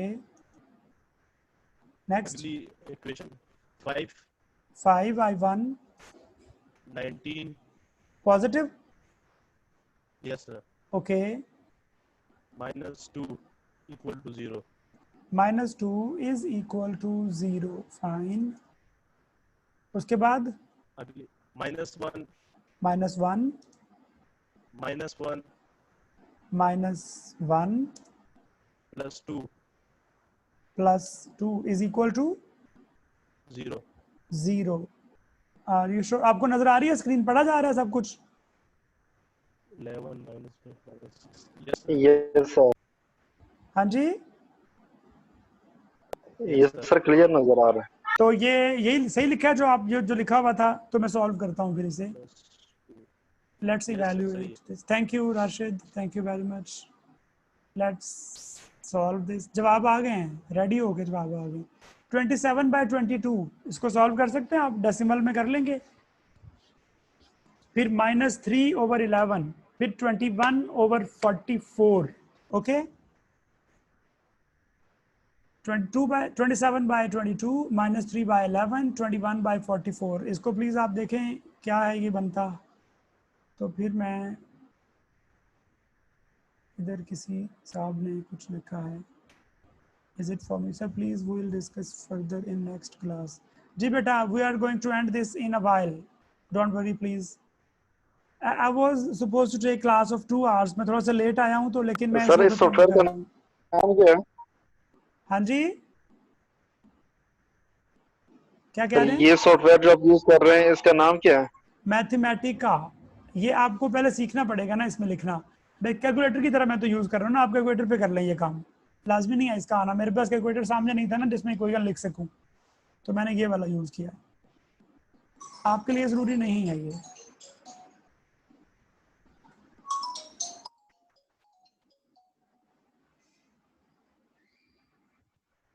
इसको तो मैंने एंड करना है कुछ। अच्छा, एक्सक्यूज मी, इंटरनेट इशू आ गया। हाँ, hello everyone, are you there guys? Yes sir. Thank you. जिस मेरी तरह आवाज ब्रेक हो आवाज आ गई रही थी। है। अच्छा, ये जवाब आ जी गए, सर, सारे नहीं पॉजिटिव आए हैं। अच्छी बात ये है, सारे पॉजिटिव थे क्या हमारे पास इधर?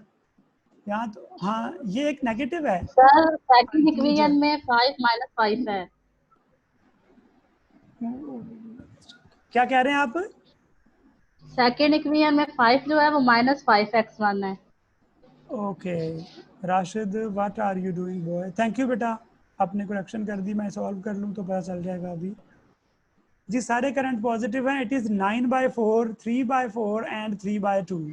3/2 1.5 होता है, ये समझ आता है। लेट मी मैं बताता हूँ आपको। अभी इस वीक की क्लासेस हो गई हूँ, क्या फैसला आप करेंगे बेटा? Give me a moment please, मैं इस क्वेश्चन को खत्म कर लूँ, फिर हम दूसरी डिस्कशन करनी हो तो मैं रिकॉर्डिंग बंद करके, क्लास का टाइम एंड हो चुका होगा, जब जो जाना चाहे वो जा भी सकेगा। ओके तो बच्चों, ये मेरे पास आ गए थे करंट्स, और I1 I2 को जानते हुए हम फाइंड कर सकते हैं I0। That was it about the mesh analysis. आपके लिए अगले 2 दिन तक कोई क्लास नहीं है, कल और परसों। उसके बाद इंशाल्लाह फिर हम क्लासेस लेंगे। मैंने आपकी हर वीक 4 क्लासेस लेनी है इस तरह की, 2 आवर्स ईच। 2 तो वीकेंड पे हो, या तो आप सैटरडे संडे पे क्लासेस कर लें, संडे को 2 कर लें मेरे साथ, या सैटरडे को 2 कर लें।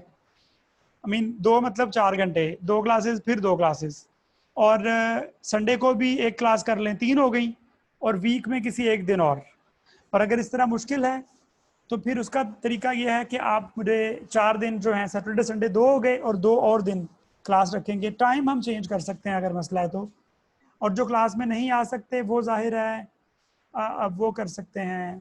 You have to do it बेटा, it is not choice Rabia, I am sorry. इसलिए कि ओके, जो क्लास नहीं ले सकता वो ना लेना, इसमें कोई मसला नहीं है वैसे ही। तो ये आप ना बताएं मुझे कि वीक में कितनी क्लासेस होती हैं। आई नो वेल, आप यूनिवर्सिटी में अभी 4 सेमेस्टर में हैं, मैं पिछले 8 साल से पढ़ा रहा हूँ। Thank you, I know better कि एक वीक में कितनी क्लासेस मुझे मेकअप करनी पड़ेंगी, क्लासेस अगर मिस हुई हैं कोई तो। Thank you. तो आई डू अंडरस्टैंड दिस। मैंने ये जो टॉपिक आपको पढ़ाया है ना, ब्रांच एनालिसिस, एक क्लास में, ये एक मतलब 3 घंटे का टॉपिक नहीं है एक्चुअली। ये मुझे 1 घंटे में ख़त्म करना था, और फिर मैश भी 1 घंटे में ख़त्म करना था। मैं जब यूनिवर्सिटी में पढ़ा रहा हूँ तो इससे बहुत ज़्यादा तेज़ पढ़ रहे होते हैं हम लोग। जो आपके सीनियर्स हैं आप उनसे पूछ लें।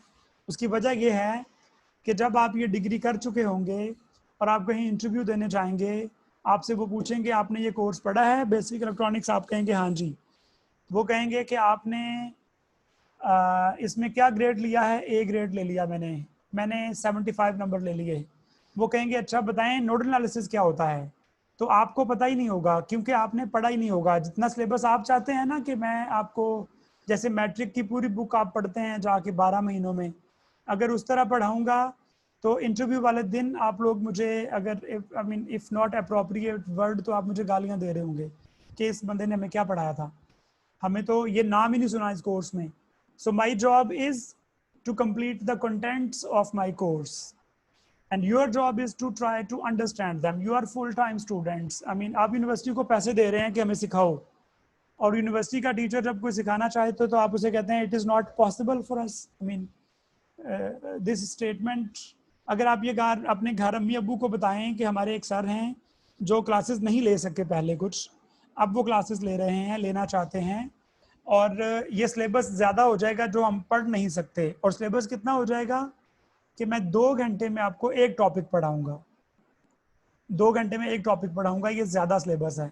आपके घर में अगर कोई इलेक्ट्रिकल इंजीनियर हो तो आप उससे पूछिएगा कि मैंने जो पढ़ाया है ये क्या इतने देर का टॉपिक था या इससे कम टाइम में हो सकता था. और फिर आप जो है ये फैसला कर लें कि आपने क्या इस कोर्स के कंटेंट्स पूरे नहीं करने. अगर कंटेंट्स पूरे करने हैं तो हमें ये क्लासेस लेनी पड़ेंगी, क्योंकि 20 सितंबर से आपके मिड टर्म्स हैं. और आखिरी 2 वीक्स में, जैसे लास्ट टाइम मिड टर्म में हुआ कि मुझे आखिर मैसेज पढ़ता हूँ मैं आपके, तो मिड टर्म में ये हुआ कि हमें आखिरी दिन क्लास रखनी पड़ी. तो अभी आपके तमाम टीचर्स जो हैं वो आखिरी 2 वीक्स में जाके पढ़ाएंगे. मैं आखिरी 2 वीक्स में आपको कुछ नहीं पढ़ाऊंगा, इसलिए कि मैं उससे पहले अपना सिलेबस कंप्लीट कर चुका हूँगा, ताकि आखिरी 2 वीक्स में आपने जो इसको रिवाइज करना है सिर्फ वो करें, और जो बाकी सब्जेक्ट्स का प्रेशर आना है उससे पहले पहले आप इस सब्जेक्ट को प्रिपेयर कर लें. तो टाइम का मसला नहीं है, आपको टाइम स्पेयर करना है बेटा. तो आप कोशिश करेंगे, मैं भी कोशिश करूँगा कि हम मिलजुल के कुछ इसको हल निकालें इसका, ताकि मैं आपका सिलेबस कंप्लीट कर सकूं. If you want me to reduce the number of lectures I can, but I will teach in faster speed. तो मेरी पेस इतनी ज़्यादा होगी कि मैं एक दिन में 2-2 मेथड पढ़ाता रहूँगा, क्योंकि आफ्टर ऑल मुझे अपने कोर्स कंटेंट्स पूरे करने हैं. That is my job. कि जब आप यहाँ से पढ़ के जाएँ तो आप किसी को बताएं मैंने ये कोर्स पढ़ा है, वो बताए कि आपने मैश एनालिसिस का नाम सुना है, आपने थेवेनिन थ्योरम का नाम सुना है, तो आप कहें हाँ जी सुना है, चाहे आपको आता ना हो. लेकिन मेरी जॉब ये होगी कि आपको ये नाम तो पता हो ना, कम से कम आप कहें कि सर ने पढ़ाया था. तो thank you very much. Paper पता नहीं ऑनलाइन है कि यूनिवर्सिटी में, I don't know this. So my job is to finish my contents of my course which I will इंशाल्लाह. और मैं पूरी कोशिश करूंगा कि जैसे मैं अभी पढ़ा रहा हूँ, या मैंने मिड से पहले आप लोगों को मैंने मैट्रिक से भी बिलो से स्टार्ट किया था, आपको शायद याद होगा. आई डोंट नो अदर टीचर्स जो आपके हैं उन्होंने क्या किया आपके साथ, लेकिन मैंने आपको बहुत नेगेटिव से स्टार्ट किया, 0 से नहीं किया. बेसिक चीज़ें बता के मेरा उसमें टाइम ज़्यादा लगा मिड से पहले, जो मैं लेक्चर्स आपको बना के भेजे थे. फिर मैं आपको यहाँ लेके आया हूँ.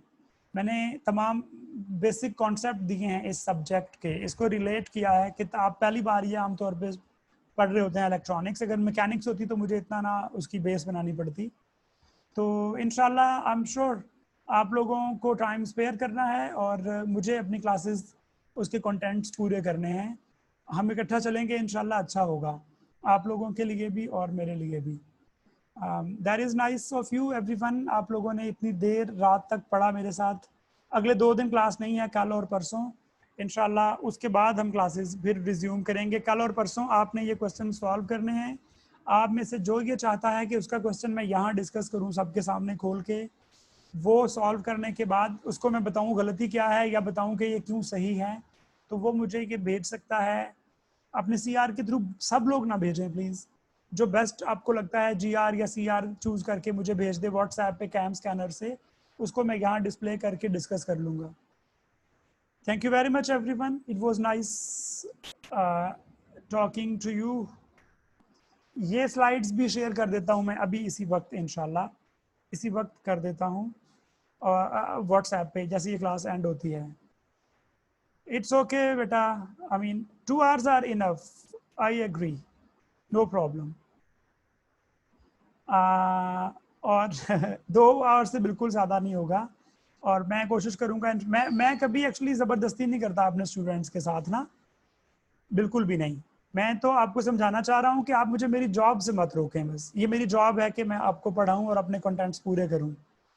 आप मुझे अगर ये कहें कि हमें आई मीन पेपर जो है उसमें टाइम कम है, थोड़ा टाइम ज़्यादा कर दें, मैं कर दूंगा. Because I should be a polite person towards my students.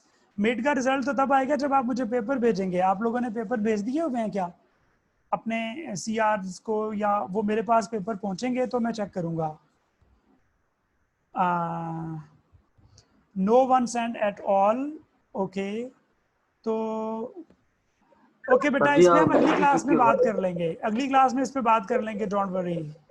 हाँ, पॉसिबल इस तरह होना था कि आपने सिर्फ कोरियर करना था, TCS करते या पाकिस्तान पोस्ट से भेजते, और अदरवाइज PDF से करना है तो फिर फाइनल के साथ रिजल्ट इंशाल्लाह मैं कर लूँगा। जिन्होंने भेजे हैं वो जैसे ही पहुँचेंगे इंशाल्लाह उनको मैं रिजल्ट पहले बता दूंगा। जो नहीं भेज सकेंगे उनका रिजल्ट फिर मैं फाइनल के साथ ही बता दूंगा ना, वो मैं आहिस्ता आहिस्ता चेक करूंगा उनको, ताकि कि उनका पेपर चेक हो जाए, वो मुझे जल्दी भेज दें तो इंशाल्लाह मैं ज़रूर चेक कर दूंगा। आप अगले 5 दिन में कोरियर कर दें, आपके फ्रेंड्स हैं 5-6 या लड़के हैं 5-6 इकट्ठे, तो वो इकट्ठे भेज दें, पैसे कम खर्चा आएगा। सर हमें अभी तक एड्रेस नहीं दिया किसी ने। बेटा आपको एड्रेस CR और GR या सिर्फ CR का एड्रेस ले लें। CR साहब अपने कंसर्न CR जो हैं, फिर आपकी तरफ क्या कह रहे हैं? सर हम आपको कर देते हैं, आप अपना एड्रेस देते हैं। बेटा मैं अपना एड्रेस दे दूं तो क्या होगा, मैं आपको एक और एड्रेस दे देता हूँ वाह कैंट का। नहीं, मेरा कोई एड्रेस होता नहीं है ना असल में, इसलिए अब मैं मतलब लोकल नहीं हूँ इस्लामाबाद में, तो इसलिए मुश्किल होगा। मैं आप लोगों को ना BS6 का एक CR है वाह कैंट का है, उसका एड्रेस दे रहा हूँ, उसको बता दूंगा मैं, तो वो आप अगले 5 दिन में वहाँ भेज दें। जुहेब का, जी सही है सर, वो मुझ तक पहुँचा देगा, उसने BS6 के पेपर सारे मुझे पहुँचा दिए हैं पहले। अच्छा, ये मैं फिर बता रहा हूँ कि ये कंपल्शन नहीं है, लेकिन ना मेरे लिए बहुत इजी है। आपको नो ऑनलाइन पेपर का मतलब है कि आपको हार्ड में ना भेजना पड़े, तो ये हमारे दरमियान एक म्यूचुअल अंडरस्टैंडिंग है सिर्फ, कि मैं आपसे कह रहा हूँ कि आप भेज दें और आप रेडी हो गए हैं। I am thankful for this, I mean ये एक्स्ट्रा है आपकी तरफ से by the way, and I will keep this remember कि आप लोगों ने मेरे साथ मेरी बात मानी, जो कि आप पे लाजमी भी नहीं थी मानना। ठीक है, thank you very much everyone. Class is now completed. मुझे इसको सबसे पहले यहाँ से बंद करना होता है।